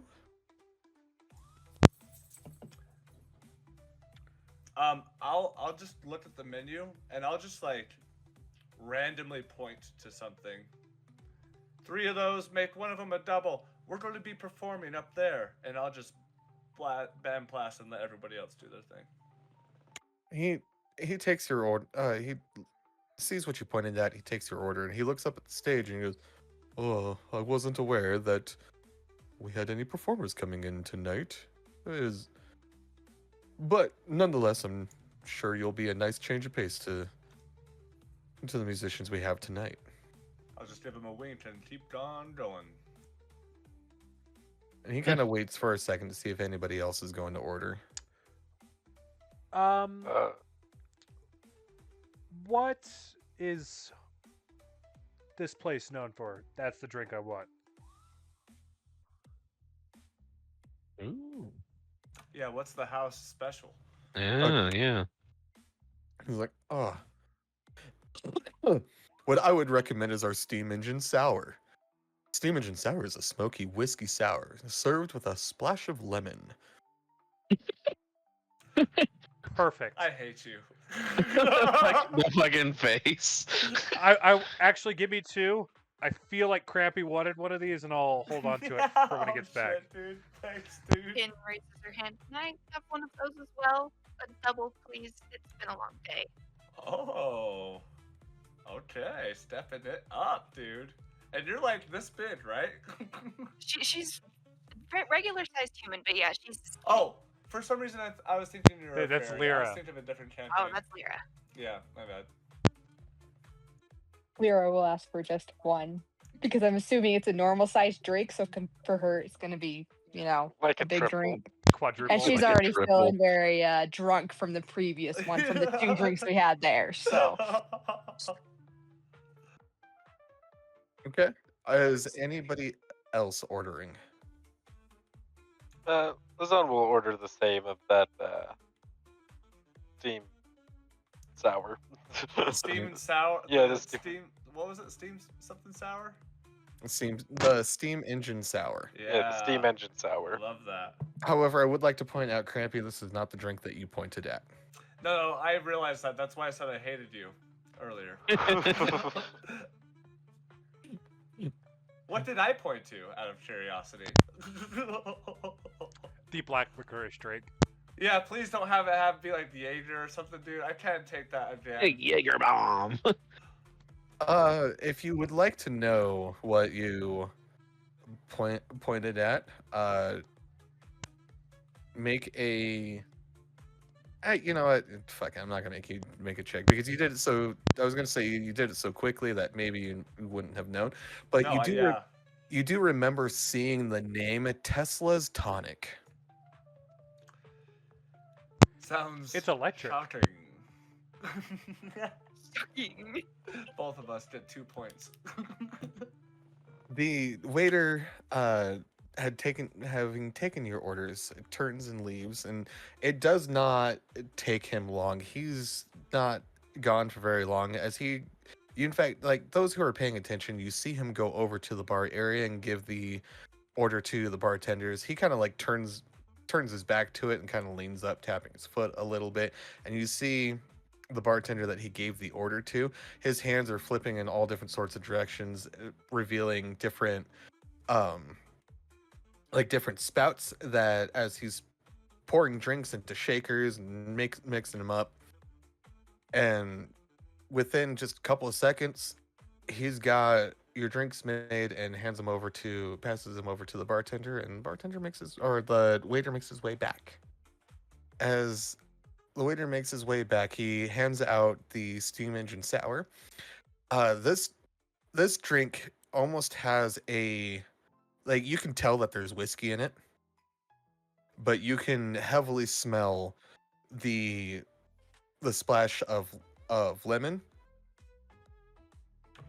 Wow. As Crampy, as you get handed Tesla's Tonic, this is an electric blue cocktail that kind of fizzes. Did I just get served an AMF or something? I was about to say, like, if you've ever had an AMF, that is pretty close to what it tastes like. But these are also the drinks that were ordered for Cass and Gruzzle here. Okay. The waiter and not where you ordered all of those 3 and the one making a double. He just kind of puts them in your direction, allowing you to distribute them over to Perfect. Cass and Gruzzle. Perfect. And I do so with guys, when I look at you with all this like alcoholic beverage in my grasp, I just lean in and I say, I'm feeling it. I just feel like scatting, and I just like hand you the drinks. Sandra looks you up and down and goes, "You're feeling it, huh?" Yeah, and I'm about to skitty-dop-a-dop all over the goddamn place. And I just like just start to pound my drink, and I won't be able to finish it in one gulp, but I'll try my hardest. She looks at Gruzzle and goes, "You might have a chance with him tonight." As she starts keying up the piano. Oh yeah, he Oh, downs it damn. and gets on the drums or the bass, whatever they have up there. I was gonna say they would have more of an upright bass up there. Oh fuck, dude. Oh yeah, Russell, for him yes, though, it's like bro. a fucking violin. He Yes. puts it on his shoulder. Oh, because it's like so like the relatively small. Yeah, it's like for him, it's just a violin. She taps on the microphone and goes, "Ladies and gentlemen, let's get devilish tonight." As she starts to play. So, if you guys don't mind, the idea I had in mind was like a scat jazzy cover of "Wonderful World" by what's his face, Louis. Oh Louis yeah, Armstrong. yeah. I'm down. So like I'll just be like just like sing them like that, and in between things I'll just be like scatting, just like yeah. You know what I'm saying? Yeah, she'll actually build you up for those moments too. Okay, to make sure okay, that yeah, you're yeah, 100%. yeah. As she's singing, she'll build up to those moments with the piano too. Oh, perfect. I'll roll a performance. What about Since you, it's all Russell? three of us, can we get advantage? Yeah, who is all going up on stage to perform? So it's me, Cass, and Gruzzle.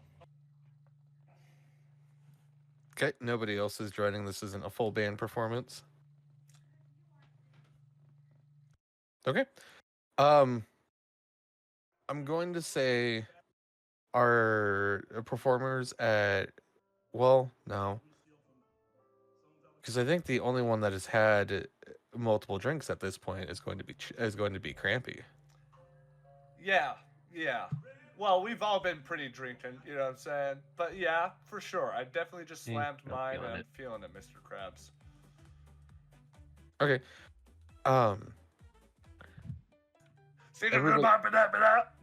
Everybody make performance rolls, but Crampy, yours is going to be at disadvantage. Oh, okay. I was waiting for it.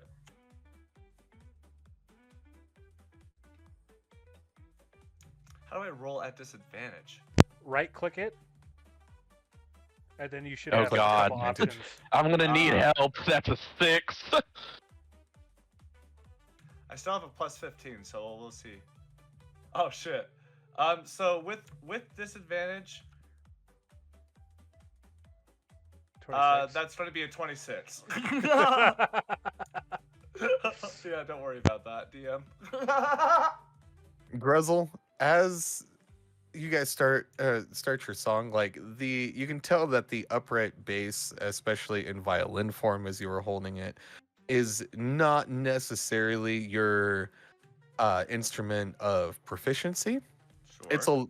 It's a little rough, but what saves it is going to be Cassandra and Crampy Stan and their performance. The way that they are performing, like nobody even cares that you're hitting some sour notes there with that bass. Yeah, he gets embarrassed and was trying to like play more elaborately, but just goes to the classic boom, boom, boom, boom, boom.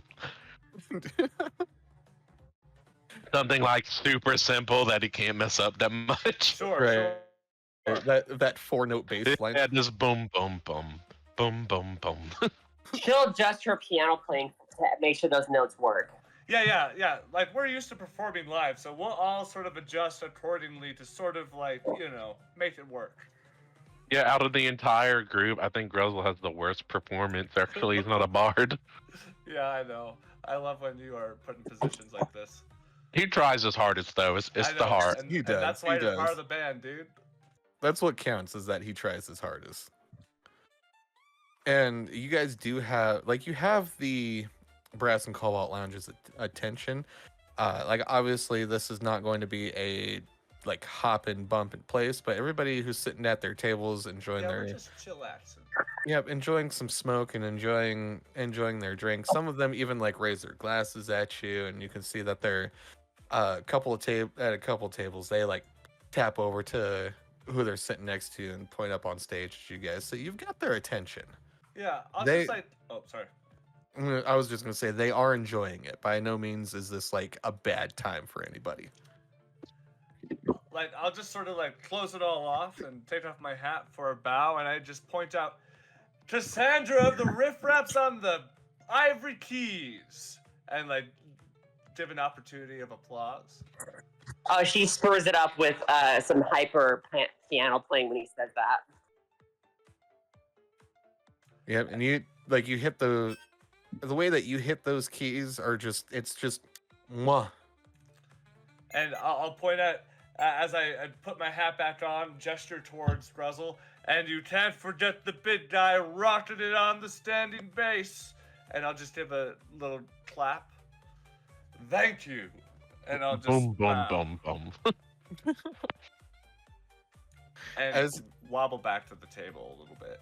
As you guys finish your number, the Brass and Cobalt Lounge gives you a very like nice, respectful clap. Like it's nice. It's just that like that relaxed like here.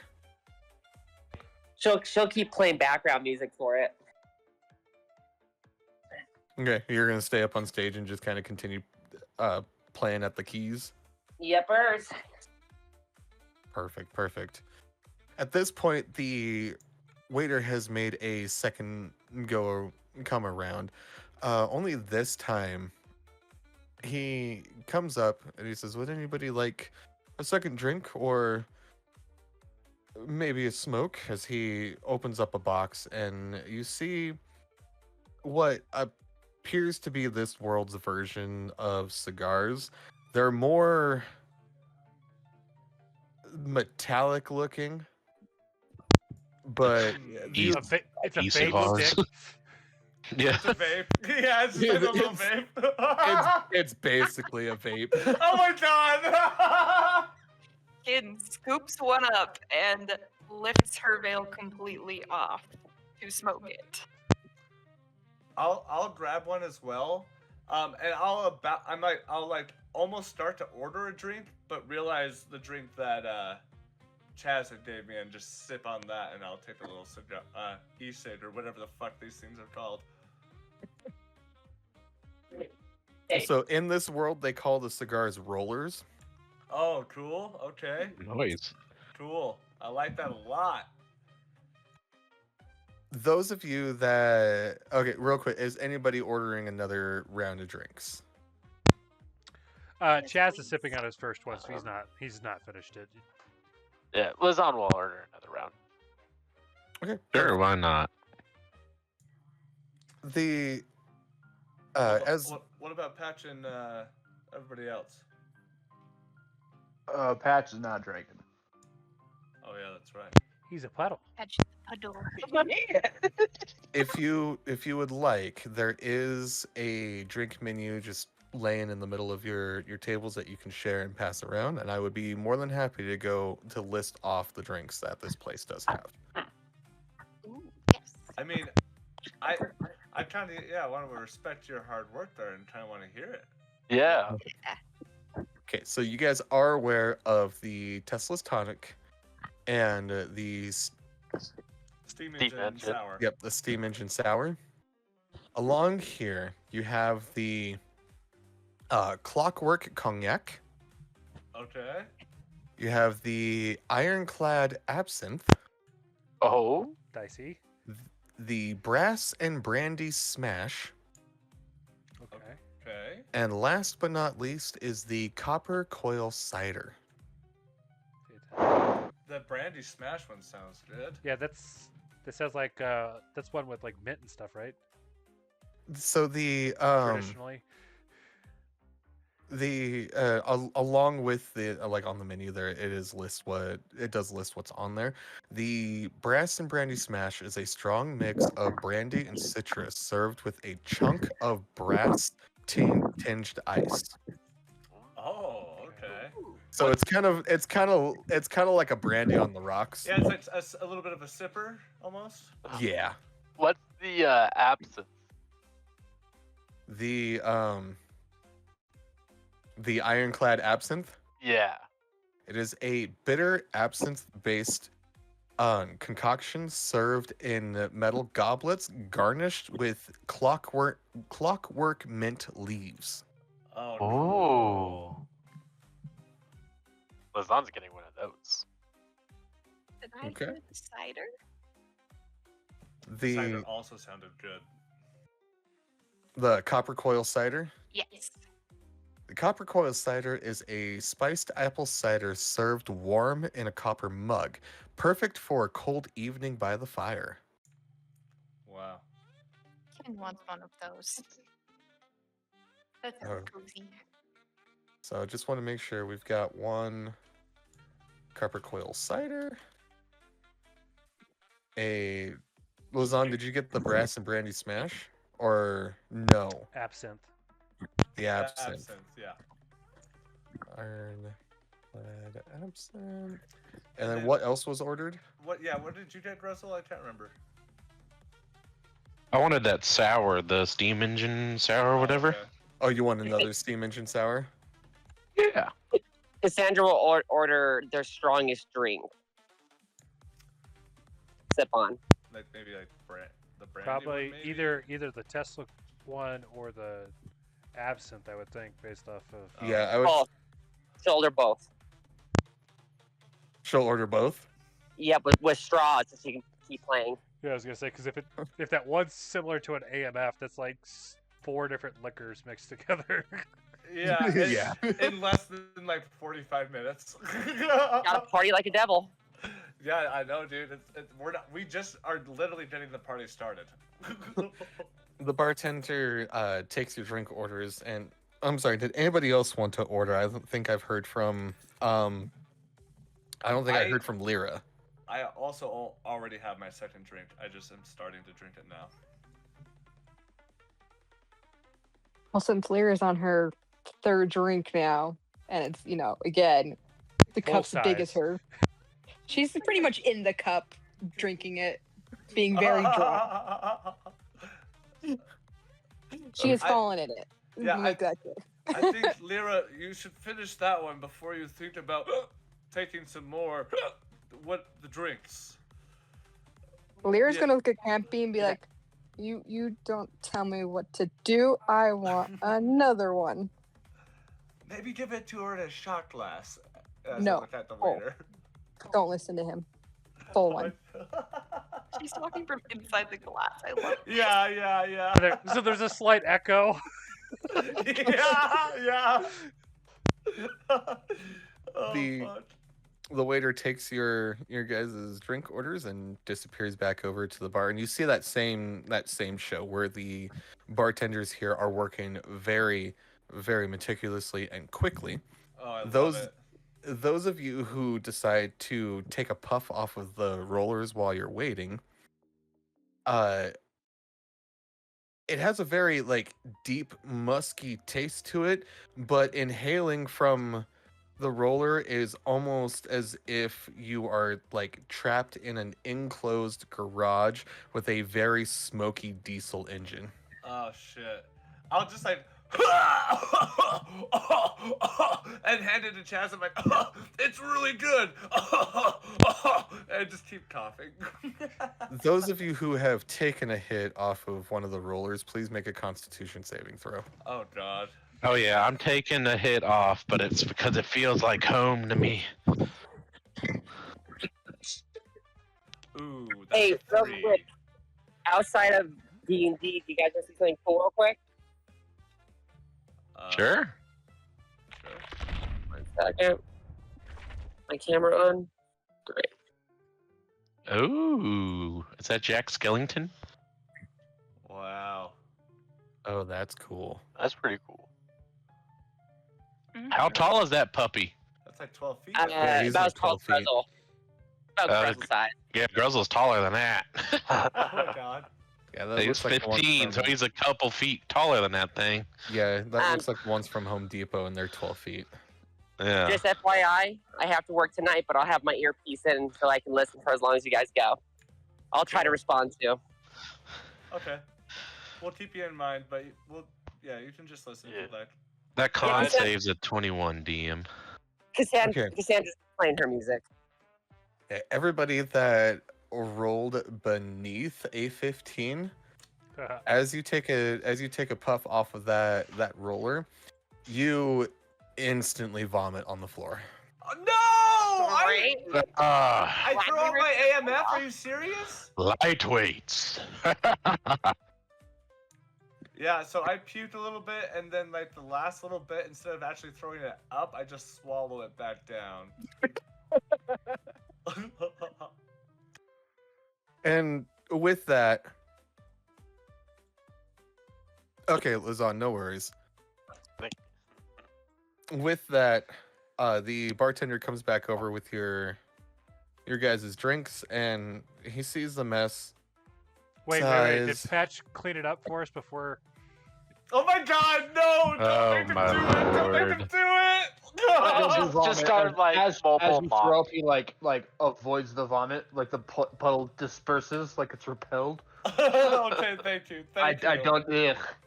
Like, I do that's my not a food, line you're your not food, willing to that's true. cross. I don't cross that line. So not only does the bartender see the vomit, but just a big puddle of like oil. Doesn't suspect a thing. Nobody knows. Doesn't suspect a thing. Yeah, Patch is vomit phobic. Yeah. I'll just like give the waiter the roller back. I'm sorry, I don't think I like this. And he goes, ugh. As he kind of like, he rolls his eyes as he passes out the drink, and he goes, outsiders. And he puts his fingers in his mouth, and he whistles. And as he whistles, you see from in the corner, there's like a little flap down on the floor. Basically a Roomba comes her like. Have you ever seen, those of you who have seen was Wally, that little robot that's like cleaning super quick? Yeah, that's essentially what comes out. He rolls over and cleans up the vomit real quick, and then zips right back in. A touch of iron with a little bit of oil. Nice. And then with that, like, all of your drinks are passed out for your second round here at the Cobalt Lounge. Is the Outlander matching us? The Outlander has been like, she's still on her first drink from this place, kind of keeping an eye out at the door, but also every now and then handing the glass upwards towards Archimedes, and Archimedes kind of just leans in, like, you know those like those birds that lean forward to drink the water. Forward to the water. Yeah. Yes, dude. So I'll kind of start to drink my drink a little bit faster to compensate for what I just threw up. And I'll just kind of like sloppily lean over on my elbow and kind of put my chin on my fist. So, Outlander, I think if we're going to like really get close, if you want to really be family, it's all about talking about the hard stuff. So why don't you spill the beans already, huh?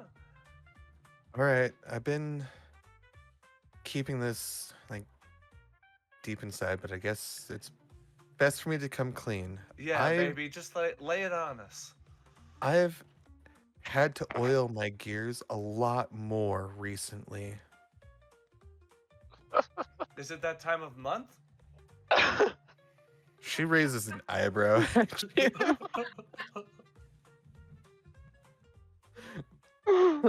That was a low-hanging fruit. I'm sorry. I was like, I'm not really sure what hard discussions you want to have, Crampy. I'm sure Gruzzle could help oil your gears. She kind of like, you hear like some like almost like a plinko machine. You hear a gear like lodge loose and plinko through her. She shudders and is like, no. So, okay. Are you saying you're getting old? Because you look fine.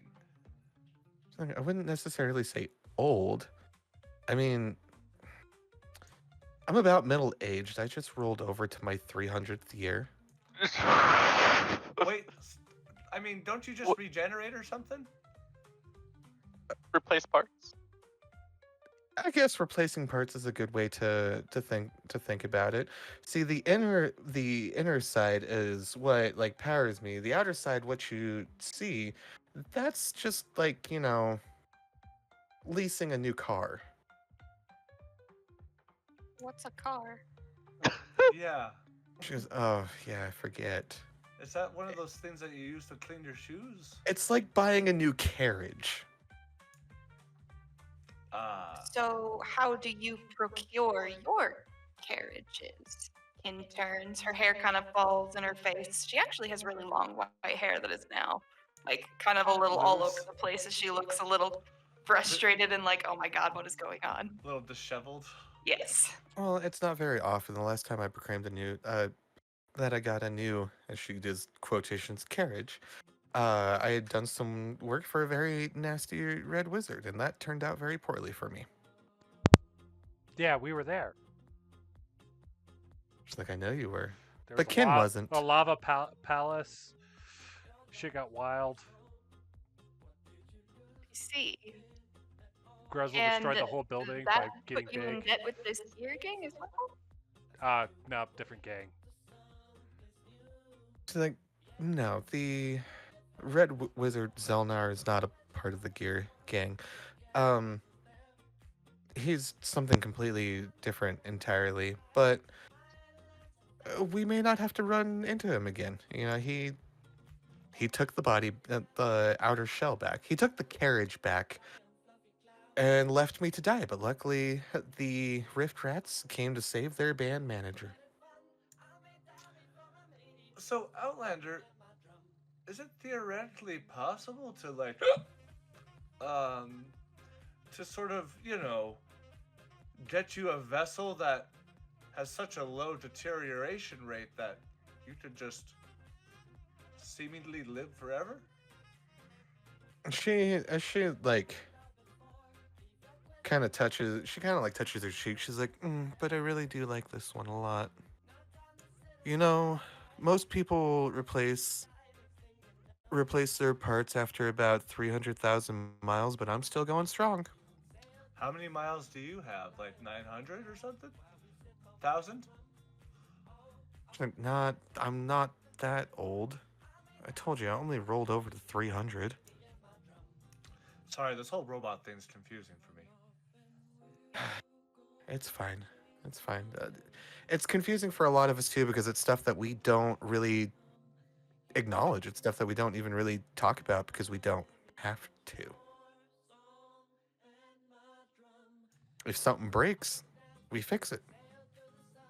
If we can't fix it, we replace it. Sometimes with new parts, sometimes with secondaries. Sometimes you get them from the Emporium, sometimes you get them from the junkyard. Outlander, you deserve better. You deserve a diamond chassis. Oh god, that would be so heavy. Oh, for crying out loud. Chazz, tell her. What? It seems impractical to me. Chazz, you're not helping. It's expensive. She's already in debt. Getting a diamond one would be way more expensive. I would like to It's point out constantly shipping. I would like to point out I am not in debt. People just think I owe them money. Outlander. They think correctly that you owe them money. Yeah, this whole you not believing in the concept of who owes who money is kind of the whole reason we were jumped last club ago. So I think it's about time you at least recognize that you have a part in all this. I only agreed to do a small job for them. They were supposed to pay me. I may have ripped them off with that job, and then I used that money to, get my ship work done, and then I may or may not have ever paid that money to the professor. There was a world that I visited one time that I believe they called that a pyramid scheme. Yeah, a pretty standard, swindling. It's like swindling 101, I think. Crampy, is that in one of your books, or was that the rogue book? Oh shoot, that might have been an excerpt. It kind of down in the references in my rogue book for sure. Sorry, I didn't. Listen, when you're a smuggler, the best boss is you. That makes more sense. Outlander, what we're getting at is we're not judging you for swindling people. We're judging you for not owning it. Yes, that's that. Oh, is that where we're at? Okay, fine. You're right. There's a very I distinct stole from... distinction. If you're gonna be a smuggler, smuggle. Don't pretend to be someone else. Okay, you're absolutely right, Chaz. I stole from the Gear Gang. I didn't pay them back. Everything was a lie that I told them. I had absolutely zero intentions of doing that job. And how do you feel because now? it would have required effort. And yes, how do you feel now? She she kind of sighs, and you hear some gears clicking into place. She goes, aligned. Exactly. I finished my drink in celebration of that admission from the Outlander. See, Archimedes, we're making progress. It just takes a little bit of time talking it out. He kind of hops up and down on top of her hat. Like, yes, I do. This is the most I've ever seen her compliant. Compliant. Archimedes, you gotta be nicer, man. You gotta show her the same compassion that we showed you on the ship. Of course, I'm very proud of her, and you kind of see a bit of oil kind of drip from Archimedes' eye. We've come such a long way. I never thought we would be here.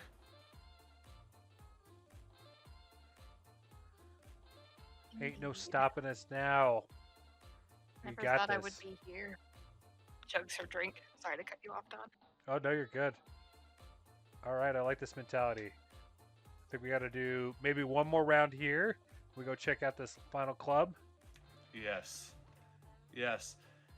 In fact, waiter! And I cringily wave and call out to the waiter. The waiter, as well as some fellow other people around the Cobalt Lounge, give you this disgusted look of that's not distinguished. Acceptable. Yeah, I'm realizing now I didn't have the foresight because of my inebriation. Yeah, Gruzzle just is and heads for the door. Oh, you're not even going to stay for another drink? Oh, no, he'll order a drink to go. And he'll order it Gruzzle size. He would order a keg. Cassandra will just keep playing music. She'll find her way on stage no matter where we go. the waiters come over. Is there specific drinks, or do you just want to say you order your third round? Yeah, I don't necessarily mind which one. Yeah. It's more about the effect it gives me, not necessarily what it tastes like. Right. You guys order your third round. The waiter does bring it over. Gruzzle, he doesn't necessarily bring you in fact, he doesn't bring you a keg because that's not really a thing here. But what he does bring you is, it looks like, have you ever been to a wine tasting, that spittoon that you're supposed to spit the wine in when you're done? Yeah, that's pretty much what he brings you. He brings me a spittoon full of alcohol. But people spit. Yeah, I think she was just giving you a reference of size. Yeah. It's not a whole keg. Okay. It's a little Okay, I was just I'm not drinking people's spit. A little vase. Yeah, to a Gruzzle hand, it's probably a decent sized Stein. Yeah, okay. 8 or 9. Fine, an actual glass for him. Yeah. Okay. Yeah, he'll just sip on that and drink it on the way. As you guys finish your final drink from the Cobalt Lounge, all of you are really starting to feel it. Like it is buzzing all over the place for you. You've got those, like it's warm, it's bubbly. You're having a little bit of the sways and maybe slurring your words just a little bit. I'll hold Lyra's drink that she's sitting in as we walk. And in fact, Lyra, at this point, to make sure that you don't drown in the glass, Or die of alcohol poisoning. the waiter has brought you a tiny straw to use as a snorkel. Oh, fuck yeah, dude! Oh my god. Oh, it doesn't stop. She is now swimming in the drink, like the cup while she's drinking it. Wow. Like, yeah, like they're just Scrooge McDucking it. Yep. What was the next place you guys were going? That The was something- the Ebony. The Ebony Brass Parlor? Yeah. BRB. Okay. You guys, at this point, it is... Sorry, hiccups, 1 second. Gosh dang it. At this point, it is fairly late into the night. You are starting to round at around the like 3-4 o'clock nighttime in the morning, AM. And as you guys come up to the Ebony Brass Parlor, this is another upscale venue with dark polished brass accents and an air of like sophistication, perfect for a refined night out. So this isn't necessarily the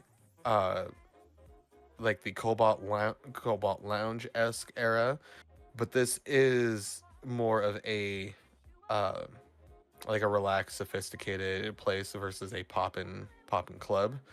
It's not like a nightlife dance club, is what I'm trying to say. They're instead of playing as you guys enter, instead of playing the like more relaxed though, this is a little bit more of an upswing beat. They do have like a smaller dance floor, but nothing seems to be going super crazy there. Couple cats are out there shaking it, but not as much as the Starlight Emporium.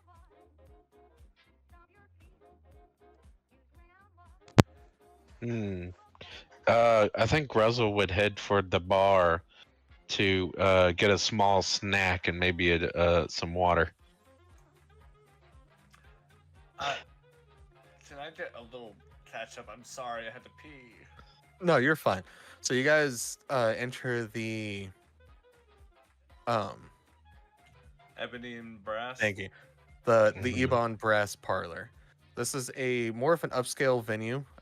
Dark polished brass accents. This seems to be this does have a sense of sophistication. It's not as like tight collared as the Cobalt Lounge was, but it does seem of that like relaxed, classy feel. However, like they are playing a little bit more upbeat music. There is an open bar here, and they do have like a dance floor, but it is not as big as the first place that you guys went. There are some people out there on the floor kind of shaking their thing, but nothing too crazy. So it's like the mix of the two clubs prior, basically.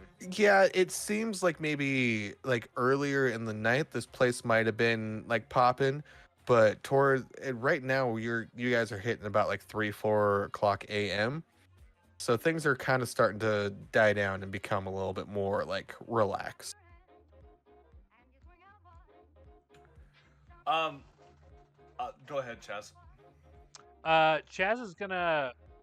Is there any lady automatons out there? Oh yeah, I'm waiting for it. Make a perception roll at disadvantage. Oh, perfect. Oh yeah, because you're a little under the influence.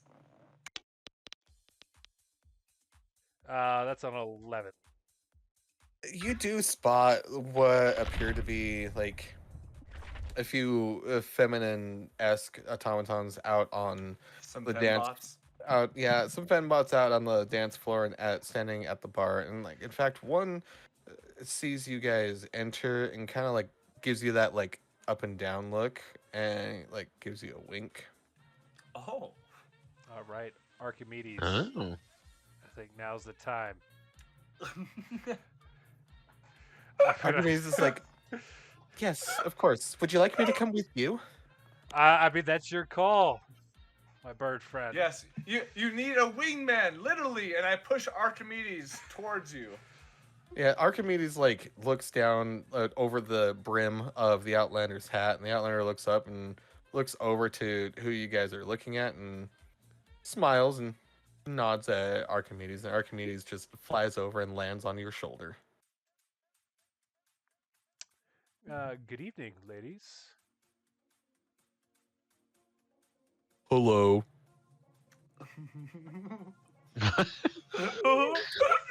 You rolled an 11. My name is Celeste. Oh yeah, dude. Celeste. Celeste. I think I've had one of you before. Oh. I don't know what that means, but I saw you come in, and I think you're kind of cute. I think I'm kind of Where'd cute you- too. Where'd you get those nuts and bolts? Oh. Well, you know, sometimes you're just bored with them. Oh. She laughs and like gives you a slap on the back. Chaz, this is pretty rough. Like it almost knocks the wind out of you.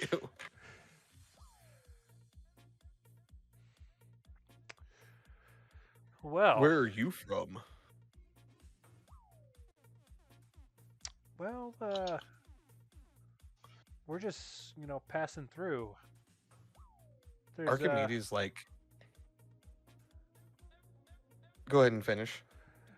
you know, the Rift Rats kind of just drift where the music calls us. She goes, the Riff Rats. I think I've heard of that group before. Oh. You guys, I think I remember something about them doing a. She kind of like points up to the sky, like participating in the Battle of the Bands at the space station. Oh. Oh. Yeah, Yes. that's right. Yeah. That was one of our earlier gigs.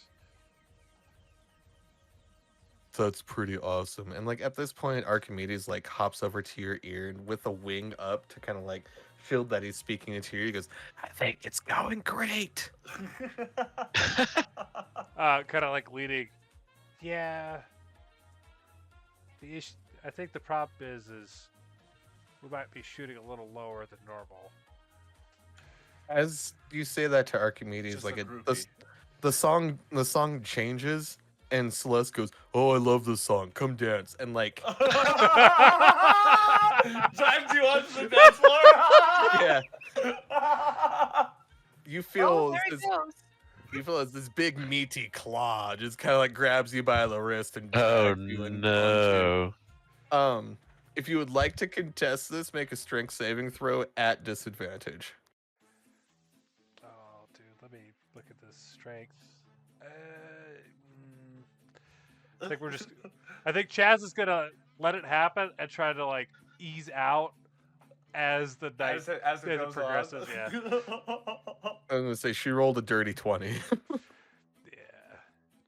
If she drags you out, Archimedes is like, he's got his talons like dug into your shoulder, holding on for dear life as the both of you get drug out onto the dance floor, and she just starts like the worst version of just like booty grinding on you as she possibly can. Like a couple of times, she almost knocks the wind out of you with her thrust. Wow. You're a great dancer. Oh. Dude, I'm just like fist pumping from the bar as I just sip on my drink. as the song kind of comes to an end, she's like, I need to go to the little girl's room and powder my nose. I'll be back. And she just like slinks away to the restroom. Okay. Archimedes, Okay. I think I'm drunker than I thought. We're gonna go switch to water, and it might be time to head back. Archimedes is like, yeah, I thought I was gonna fall off a couple of times. Well, you stuck it out with me, which is more than I could ask any wingman to do. Should I fly into the bathroom and get her number for you? Oh my god. Oh. That's negative. What about her email address? I think the just connection wasn't there.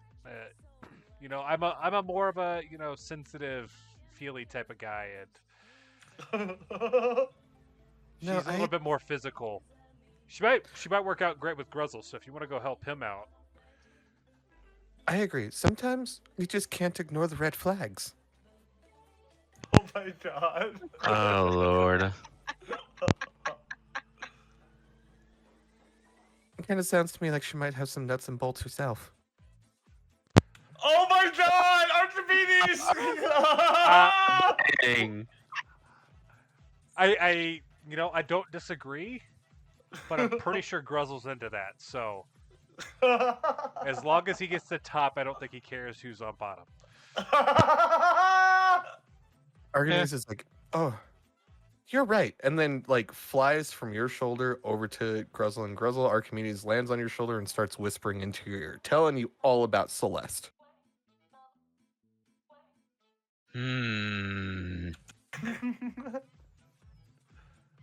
Gruzzle must ponder.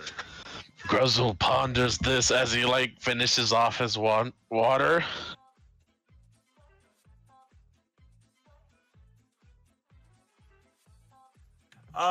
What are the rest of you doing? I was about to say, like, I guess I didn't necessarily ask for another drink, but I would have liked to ask for another drink. And get everybody involved who's, like, not trying to drink water right now. Finn would go for another drink with you at this point. Yes, Kin! I go for a high five and I miss. Knock Yeah, the Gruzzle- drink out of Gruzzle your would hand. go for another drink. Her hand like, no, put it back down. Okay, alright, Kin. Okay, what about Lyra? You still working on that puppy, or you want another one? So I'm Real- at the bottom of it now. Oh, Real you're- quick, Another one. Cassandra, I know you said that Cass would be making her way to any stage, so I'm just going to assume that that is what you did. Yes. And I know you must be working, so I'm just going to say that that's what Cassandra's doing. Cassandra has been up on stage, just belting her heart out. Those of you who are going up to the bar to order a drink, you do see like the bartenders seem to be all matching like the same like attire and attitude that the other bartenders do. Like all of them are outfitted with the tools that they need that they can just switch back and forth between to mix the drinks that they are making. And as you approach, the bartender walks up and says, yes, what can I get for you?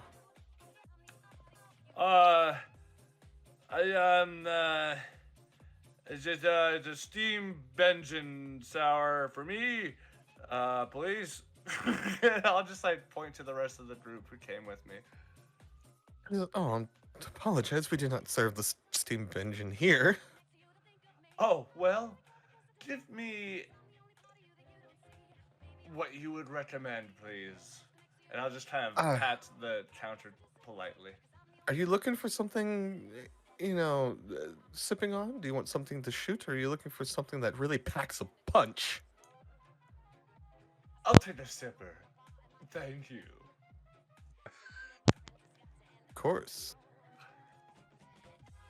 And the rest of you? I'll take something that packs a punch. I'm not feeling much yet. Gruzzle's back in! And I start fist pumping. Yeah, this is like to Gruzzle, even though he's been drinking, this is like at this point he's barely feeling like tipsy. So he's like, I need something to pack a punch. I need to catch up a little. Sure. And I need like a triple of it to like actually get somewhere. Make that 2 of the pack-a-punch, but can I have mine a normal size? I don't want it to be as big as it is. And she kind of points at Gruzzle.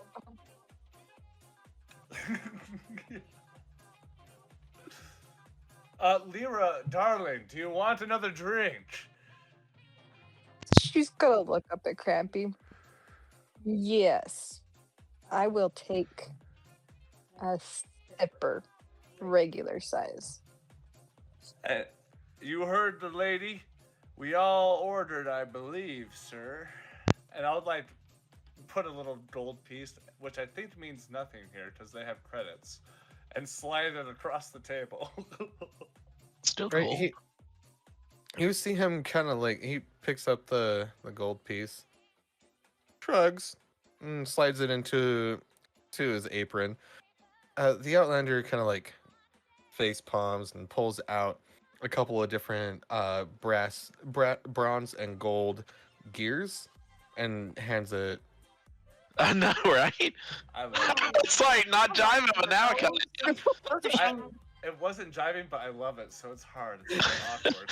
It was weird intro, but it's all right. Yeah, that caught me off guard. Anyways, the Outlander pays the man. Perfect. And the drinks that are being presented, the ones that wanted a sipper, you guys got a galvanized gin fizz. This is a sharp Ooh. gin cocktail that fizzes upon contact with the air, garnished with a tiny copper gear. Oh, I love it, DM. I love it. The ones that wanted the one with a punch, you have the arcane apparatus. This is a complex layered drink that, upon inspecting it, has 7 different layers. Each sip revealing a different flavor, from sweet to smoky, like a well-oiled machine. Wow. Wow. Wait. Yeah, Gruzzle just downs that motherfucker. I would like to think at this point it is safe to say y'all are drunk. Yep. Oh no, I would dude. say. I'm like, I would even say that Crampy at this point, maybe like to that point where like certain periods of time might be escaping his memory. I feel like you and Lyra are definitely hammered. Oh yeah, dude. Like Oh, Lyra's honestly. past that. Lyra's past that. She is now passed out in her cup. Oh no. Patch, have you drank at all tonight? I've first one. had one drink, and that was the licorice, like black tar stuff that poured on the ground. That's right. I guess the outside of, because I mean I don't know how much inebriated Patch is feeling, but next to that, I think Chazz would be the next most sober, I guess, right? Yeah, I would think Patch being able to keep up with KOTOR drinking the Go Juice the way that they did, I think Patch is pretty okay. Yeah, Patch is solid. He's vibing.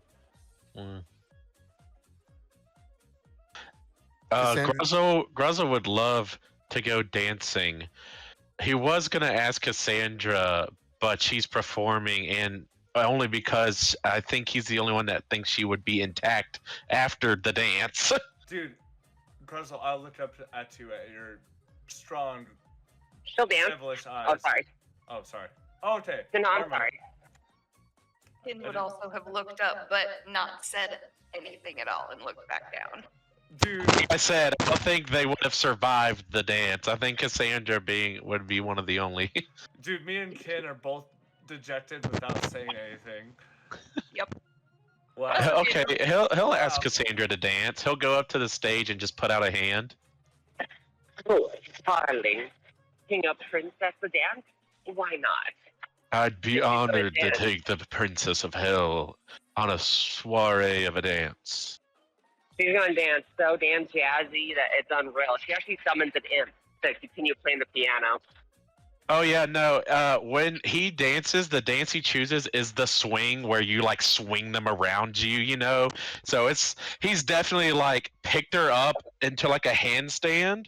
Then when she starts swinging down, he swings her around her back, like around his back. The swing dances where they like basically are swinging them around.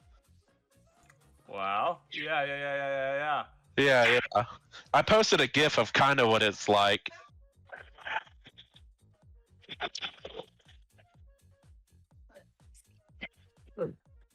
Okay, with that, what is everybody else doing as Gruzzle and Cassandra hit the dance floor?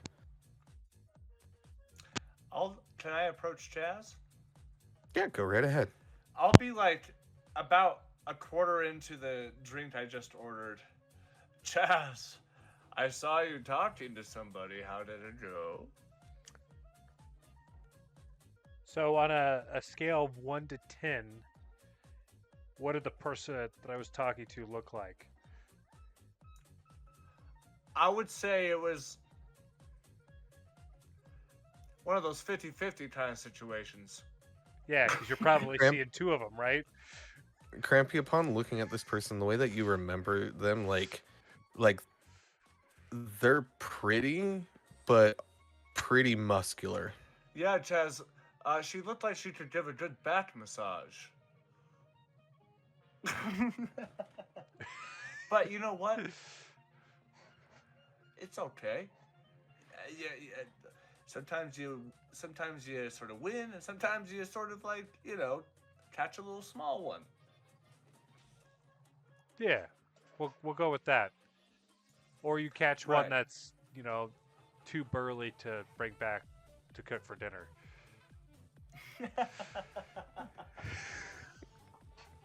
But I did. Archimedes shared the details with Gruzzles. She may be more up his alley. Oh, Gruzzle! And I'll just at that moment, just sip on the rest of my drink and just watch the performance of Gruzzle and Cassandra. As the night continues, is there anything else that anybody else would like to do? In her drunk silliness, just kind of curses under her breath and says, "I'll go by myself," and goes to dance. Looking down into Lyra's cup, would you like to come? Or is she still passed out? No, she's very much passed out in the cup and is hoping at this point that someone noticed and took her out of the cup so she doesn't drown. Little friend, okay. She would kind of gently lift Kind of shake her out a little bit. Yeah, not really shake her, but I know. on a napkin, like kind of tuck her underneath the napkin. Tuck her in. Yeah. There you go. You'll be okay there. The Outlander will pick Lyra up and kind of like lift her up and place her on the brim of her hat. Beautiful. Oh, yeah, that's probably better. That way we don't forget. All right, I'm going to the dance floor. Bye-bye. Oh, Chazz, do you want to dance? Do you want to dance? Are you asking me to go with you, or are you asking if I should go with Ken? Well, I just want to dance. So you want to come? Yeah, I'll come out there. I'm not holding hands with you, though. Yeah, I'll smack him on the ass. And I'll join Kin on the dance floor. All right. Ken would happily dance along with anybody who joined her at that point. Yeah, we could do the cringy, all of us holding hands thing. Patch, at this point, what are you doing? He's the puddle in the middle of our ring. Yep. yeah, we're dancing around him. Kumbaya bonfire. Yeah. What is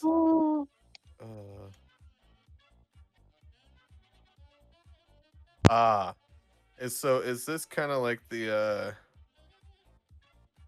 vibe that we're getting from Patch right now? Yeah. Oh my Yeah. lord. the fuck? Pretty much. Just jiggling in the middle. Oh my god. As this All night goes 5 of the on, people in this club that are left. yeah. as this night goes on and comes out to its close, you guys spent the rest of the night dancing off your buzz. And we're gonna fast forward because as you guys finish out your night, you enjoy your drinks, you enjoy your dance. Eventually, the Outlander does call for their version of a cab, and as it amazingly, like, this is an interesting device as it pulls up. You have like what almost looks like a enclosed horse-drawn carriage, but there is a automaton outside that's just kind of like Flintstones running it everywhere. Okay. Cool. As you guys pile in, and the Outlander tells them where to go, it takes you all back to the ship where you guys settle in for the night to drink off your night and hopefully not be too super hungover in the morning. I imagine Grousel just has to fly back. Yeah, I don't imagine that Crampy's going to be looking good in the morning. Is everybody okay if we go for just a little bit longer, or should we end it out here? I'd love to, but I don't mind. I'm down. Okay, I think if anything, we're only gonna go like a few minutes longer. There's just at least something I would like to get to. No, please give it to us, DM, before we end it off. Perfect. So you guys end up back at the Outlander ship, where you find your respective places to sleep. Some of you there are quarters there are like sleeping quarters that you can go sleep in. At this point, I think everybody here is pretty used to the Outlander ship except for Kin. Yeah. As the morning starts to roll around, by the time that you guys got in, it was closer to about like 5:30. But it doesn't take long before you start feeling the sun kind of like beat through. I'm gonna say that you all probably slept until at least like 11 or noon, unless any of you wanted to wake up sooner than that. No way, dude. yeah, I think most of us would be sleeping pretty late. Yep. Perfect. Who would be the first to arise? I think it might be Kin.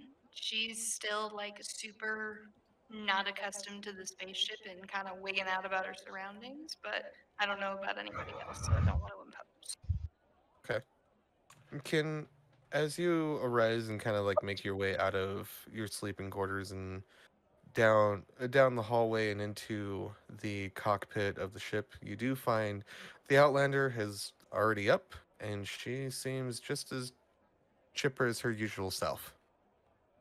Or her and Archimedes seem to be over at one of the onboard computers, and they seem to be messing around with something. Kin kind of puts her hand over her eyes and groans a little bit with Yeah, the it is hangover that she is horribly experiencing right now. the way that the Outlander ship is facing, like the sun is just beaming through Oh, the for front windows. fuck's Ah, sake. lovely. Oh my god. Ugh. Good morning, afternoon. I'm not sure what time it is. What are you up to? So, like, I would call this afternoon, and I'm just so honestly, what I'm doing, I don't know how else to like really explain this, so I'm gonna explain it as like best I can. I'm getting the ship ready to take over to the professor, so me and Archimedes are putting it in valet mode. It essentially means that the professor can't, steal it, take it out for a joyride, do something stupid with it, Hmm, or That, anybody else. that makes sense. That's understandable. Do you have food? I'm Like, hungry. oh, My head. of course. Of course. I keep forgetting that you haven't been with us long. Archimedes. And Archimedes kind of pops over and looks. please take her to the cafeteria. And I was like, Archimedes, of course, agrees and leads you back out through the cockpit and down towards their kitchen area, where you would be able to find something to eat there. Perfect. Kin starts whipping up breakfast, and if she could find eggs and some kind of meat to cook, she would begin cooking for everybody to eventually wake up. Yeah, you do find some like speckled looking eggs, some like white and gray speckled looking eggs. It's hard to tell what kind of animal that these come from, but you did also appear to find what looks like bacon. That works. That works. The eggs are a little interesting, but they look like eggs. Smells like eggs. It's gotta be. This is an egg, right, Archimedes? Archimedes like nods, like yes, indeed it is. What kind of egg? This is interesting. Believe you would call this quail. I'm not really sure. I'm not really sure. No, the city I lived in didn't have quail, I don't think. But all right, let's make breakfast. She would set to cooking. Perfect. As Ken is starting to like cook, you can the eggs like they smell like eggs. The bacon, however, smells like bacon on crack. Like it is very pungent. It fills the entire ship with that bacon smell. So who would be the next to arise as they arise to the wonderful smell of cooking bacon? Oh yeah, I would for sure. Perfect. Grizzle, where are you going? Are you going to the cockpit or are you following your nose? Gruzzle would definitely wake up in the storage bay, kind of sprawled out. Typically, that's his bedroom, I guess, at this point. I would say he's got a slight headache. I wouldn't say a full raging hangover. Yeah, But he would slowly crouch his way, like wobble, squat, crouch his fucking large ass into the cafeteria. Holding on to Yeah, the wall for support. Yeah. For Gruzzle's size, like I'll say, like the amount of headache that you have is like it's nothing that a glass of water and 2 Tylenol wouldn't fix. Oh yeah, and that's his breakfast is definitely some water and like if they have any kind of Tylenol in this world, that would be it. But just the water. Ken, as far as your cooking goes, oh Jesus. Ah, yes, the attempt. That is going to be an interesting attempt. I guess roll survival. All right. That's a 27. Yep, Wow. you're cooking perfect. You're flipping those eggs perfectly. The bacon is just sizzling perfectly. And Gruzzle, as you enter into the kitchen area, like you get that smell of freshly cooked bacon, and it just instantly starts to make your mouth water. Oh yeah, he's sipping on a glass of water and just waiting. He's like, this large Gruzzle just looming in the kitchen. Oh, Who's hello. next? Oh, you go ahead. Oh, sorry. Nope, go ahead. Kin would see Gruzzle come up and, oh, good afternoon, I think is what Outlander said, and walk over with a plate and hold it up to him. ah, thank you for cooking this.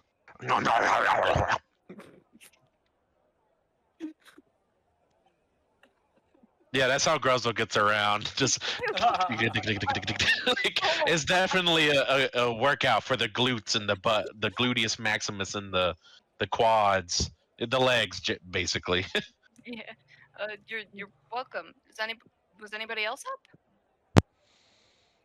Well, I don't really sleep in the sleeping quarter areas, so I don't know. Shucks. That's a good point. Maybe once we have a bigger ship, I can sleep with everybody else. And not in that way. Not that way. Thanks for clarifying. I think everybody took it that way, Grizzle. Didn't really. Only show by a lot. invitation. As these two are conversing in the kitchen area, who would be the next to arise to that smell of bacon? I would say Chazz. Roll it in fairly normal-ish. He switched to water early enough that he shouldn't be feeling too bad. Okay, make a Constitution saving throw.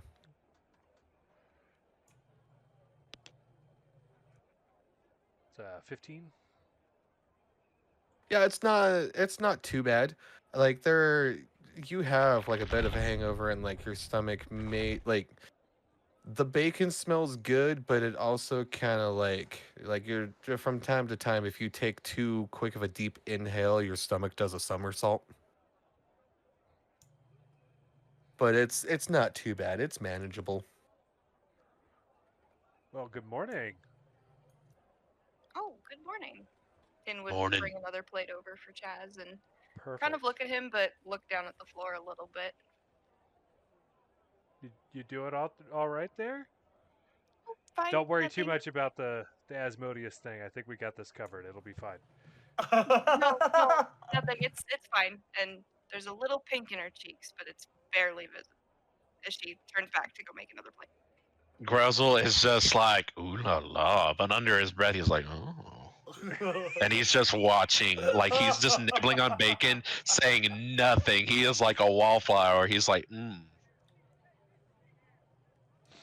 Okay, who would be next to wake up?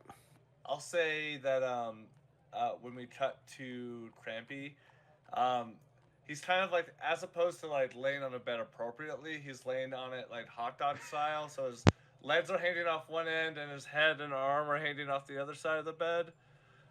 And I'll sort of wake up, and I didn't get the opportunity to change out of my clothes from last night, so I slept in them. And I will be going to breakfast, especially with my sunglasses on, because I'm feeling a really intense pain in my head. And I'm almost sort of wobbling, like almost as if my liver hasn't like quite got done processing all the liquor that I had consumed the last night. So once I smell the smell of bacon, I'm just like up and like almost like a cartoon float in the air towards the aroma. Have you did you like Chaz drink any kind of water before you went to bed, or did Crampy just pass the fuck out? No, I started partying, dude. No, and he was like, water's for pussies, and then yeah, ordered yeah, like, another round. Yeah, like I like probably lost like some moments of time from last night. Okay. Yeah, so your hangover is especially bad this morning. You almost like thank fuck that you put on your sunglasses, because as you're heading towards the kitchen area, you at that point like the Outlander had slid open the cockpit door and that sunlight shined through. Even with your sunglasses on though, it was like, yeah, it still like just hit you like right in the middle of the brain. I'm like squinting even with my sunglasses on. And the Outlander actually comes out and, oh, Crampy, how are you feeling? Talk to the hand. I need food. I figured that's where everybody would be gathering. I'm done doing what I need, so why don't we go ahead and head into the kitchen? I think we're missing a couple of people. And I'll just like start shoving my face full of that greasy bacon. Yeah, Ken would come over very quickly with the plate afterwards, like, oh my gosh, are you okay? No, food, please, quick. The greasier the better. Yes.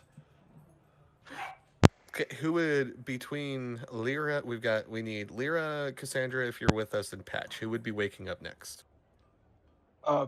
Patch will wake up next. Just being grungy and grubby and gross from the night before. Not even opening the door. He's just gonna squish underneath the door. Nice. I was gonna ask if you're back in your off. armor or if you're just. Yeah, we're still a puddle. But as he squishes out of the door, it's just gonna scrape off all the goop and gunk and shit. Nice. Yeah. There you go. And then he's just gonna slowly like plop down the stairs to the smell of bacon, just like Oh, long night. I kind of imagine Patch in your gelatinous form, like as you're going down the stairs. It's like a slinky going down the stairs. Yeah. Right, right, Oh, right. cool. Instead of being like smooth, it's like clunk, clunk, clunk, clunk, clunk, clunk. Bunch of sploosh noises. Yeah, yeah. Squeak, squeak, squeak, squeak. Yeah, yeah. Kin As- would also. Oh, sorry. No, go ahead. Kin would also approach Patch with a plate, looking down at the puddle. Do you want me to just dump it on you, or would you like to come up and eat? No, just give it to me. Yeah, lay it on him. Okay. She would turn the plate over on top of him.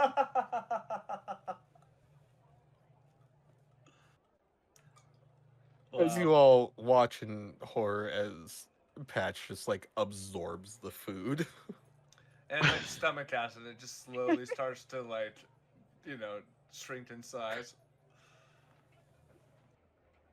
Okay, Lyra, what about you? Oh, dude, I've been waiting to hear what Lyra's state. Oh, Lord.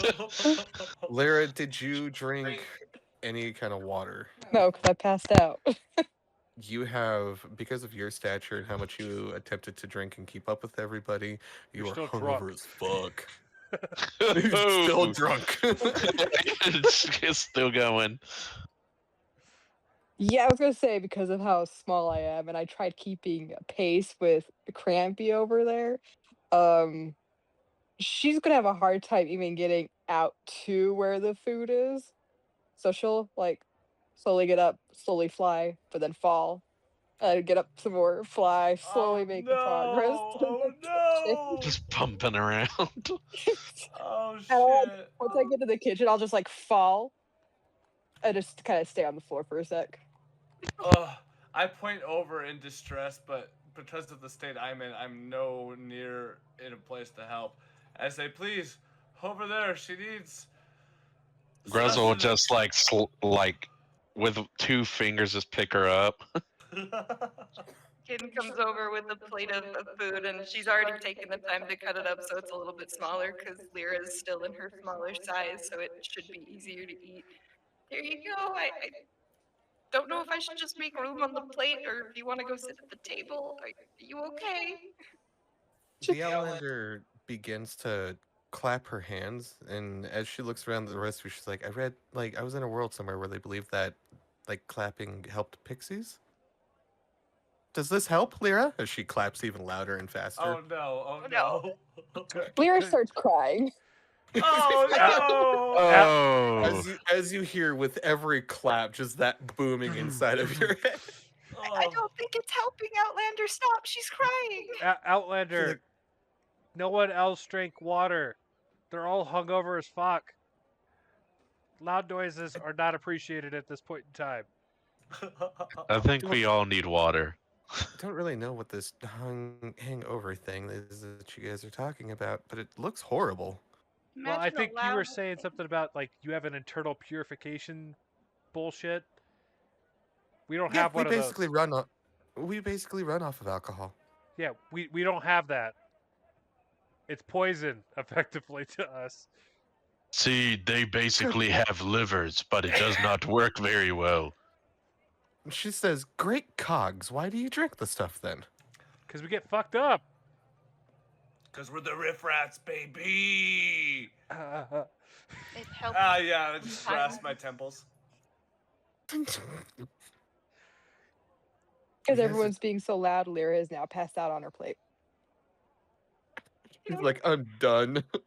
Kin kind of covers it with her hand, like, no more, guys. We gotta be quiet. Oh no. Yeah, like I'll wet a napkin and gently like dab her small forehead. Cassandra, if you were still with us, what about you? I am. Cassandra is, she hasn't come out. She's actually happily singing very loudly in her shower. Oh, okay. You're like, okay. And I mean, like, empowered singing loud. I'm sure she's happy we're going home. As you guys start to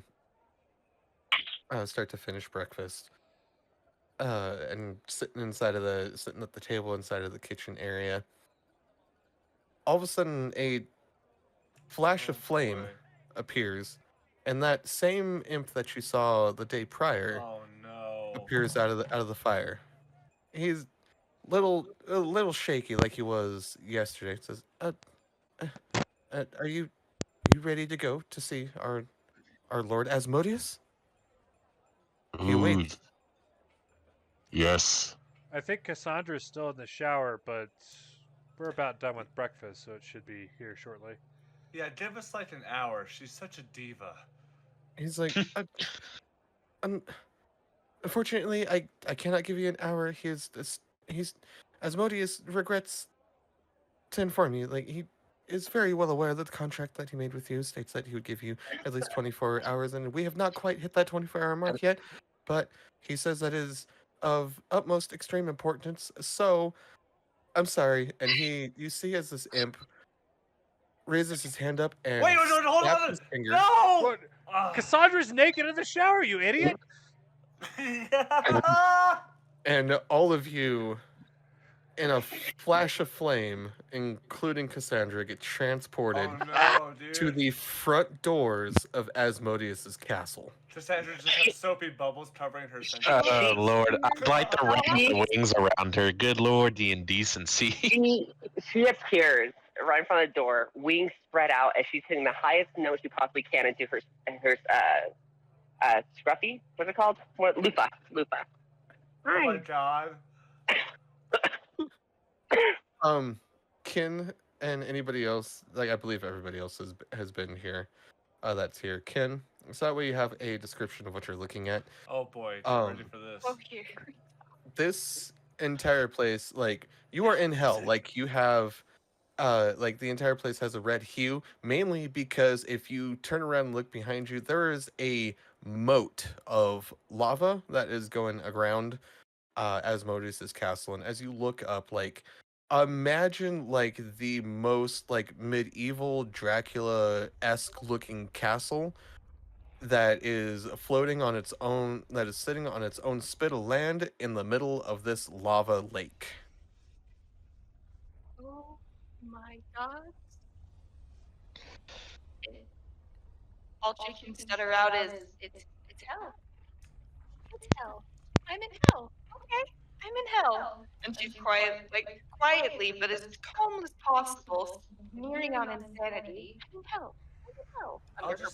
I'll just lean over nonchalantly in my very much hungover state. Don't worry, we're just about to talk to the King of Hell. It's fine. While they're distracted, I'm just covering Cassandra. As Crampy, as you say that to Kin, the front doors of Asmodeus's castle open up, and a bunch of imps come very quickly out the door. They're all shouting. They're like, Lady Cassandra! Oh, goodness! As they instantly they rush back in and they rush back out, instantly attempting to clothe Cassandra with some of the clothes that was just left over from her old bedroom. Oh, okay. Yeah, Cassandra, you've changed quite a bit since you used to live in hell. Like, they still kind of fit, but kind of tightly. Yeah, your bust has increased to at least a couple sizes. This will not do. Find me a tailor. As she walks in and heads directly to find her papa. Where's that? Is that imp that transported us, like, with us? He is not. You do not see him around. He must have, as far as you know, he must have gone back to his regular duties. Good. He's gonna be in a lot of trouble. Oh, dude. Pull his wings off before he asks Yeah. for help. Cassandra, you do not have to go far as Asmodeus basically meets you at the front door. He goes, So, like, is this like a big parlor type space? Or, like, what is, like, the space we're in? Yeah, as you kind of come into the entrance of the castle, it's a very familiar sight, as this is like the entrance grand hall of where you guys first gave Asmodeus your concert. Yeah, see, Ken, we threw a fucking banger concert right over there. Asmodeus was clapping at everything. Then he threw a big banquet for us afterwards. Like, we're basically in with the guys here, so don't even worry about it. Less likely to die? Oh no, we're business It partners. would go against our contract with Asmodeus for him to kill us. So yeah, we're good. It might suck why we're here, but we're good. yeah, I try and treat it like a sauna, you know, trying to cleanse the pores out. Oh, okay. There's a hellish wall, still very nervous, but slightly less nervous, but like at one. As son of a bitch, why does it keep doing that? 1 second. Ken, because I have a picture of Asmodeus that I will yeah, I need a refresher anyways. really. There Well, he is. While he's posting that, whenever me or Cassandra enter hell, we become our true forms. I think mine, like my horns grow bigger, and then I have a floating, like flaming purple crown above my head. Oh, dude, that's cool. I didn't realize that was a thing. Okay. Kind of like Hellboy, but it's purple flames. Sure. Where did you post that picture, by the way, DM? Guys, give me just 1 second, real fast. Okay.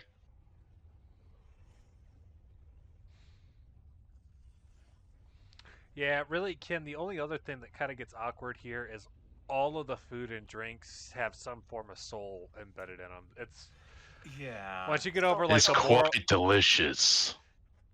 We gotta like get over the moral dilemma of consuming a soul as a mortal yourself, but like after that, it actually tastes pretty good. Yeah, it's literally out of this world. You know, if it helps you feel any better, typically the souls deserved it. Murderers, rapists, that kind of thing. You say typically. Is this like a 90 to 95% we're talking? I'd say at least 95, 99%. Most of the time you're sent here if you don't do great deeds. So they weren't a nice person. You have a point. Yeah, so if you think about it, by consuming them, you're kind of performing justice. Exactly. I think I'm kind of understanding you devil folk now. It's quite a nice living. As Gruzzle's like at least 25 feet tall now in his true form and is putting on a nice robe. Oh yeah, that's a good point. She has to like stare up at this towering figure. Yeah. Yeah, you probably don't even come up to his knee. I don't know how tall you are. She's only like 5'9" right now. Yeah, you're like just short of his kneecap. Yep. Okay, sorry guys, one of my kids called me. Oh, damn chitlin. I'm just kidding. Okay. Ken, are you ready for this picture? Dude, I'm ready. I need a refresher. As Asmodeus comes into view, this is what you see. Oh fuck yeah! And he dude. instantly sees Cassandra, and like he has this look. He definitely has resting bitch face as he comes in.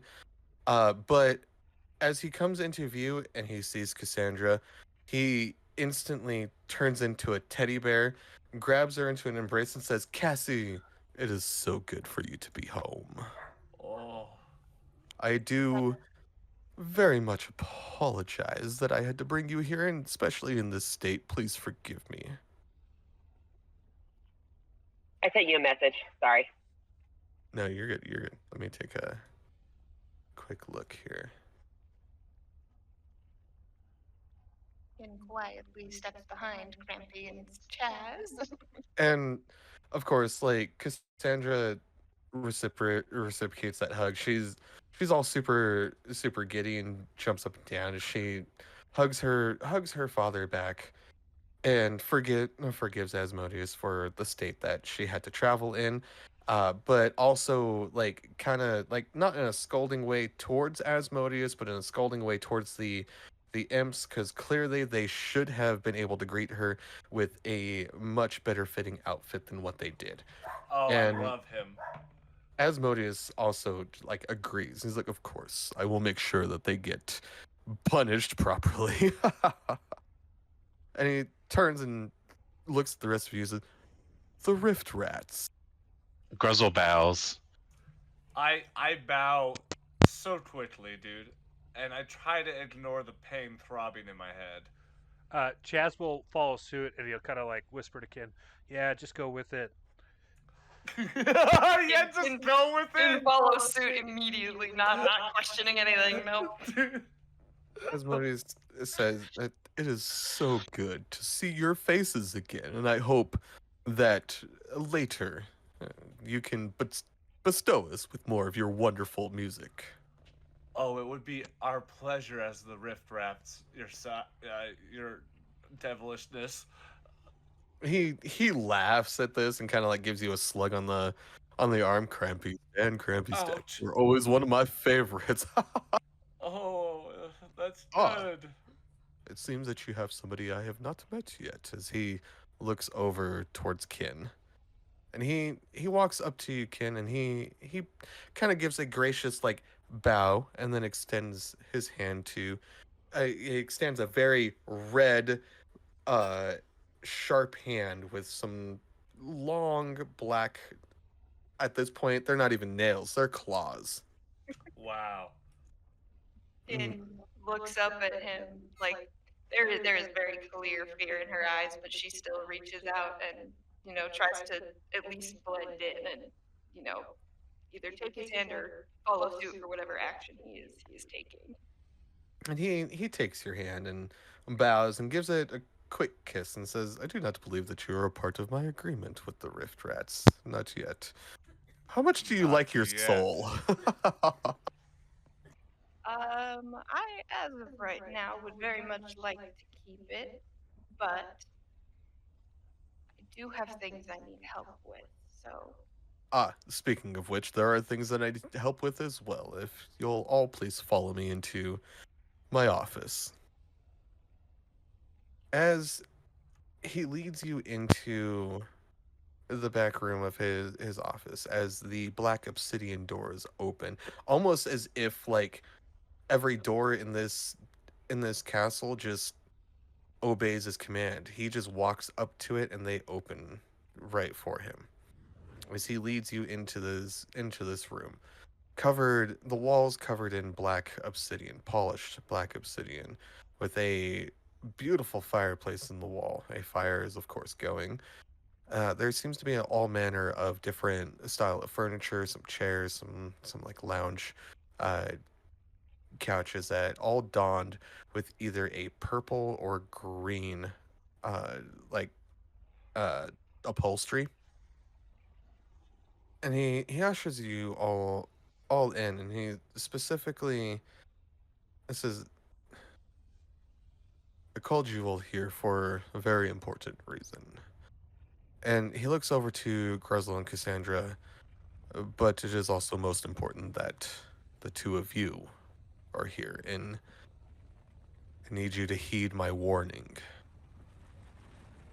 As he looks at both Grezel and Cassandra, Yes. you can see the worry in his eyes as he says to you, "Mal is coming." Huh? And that is where we are going to leave off tonight. Mal?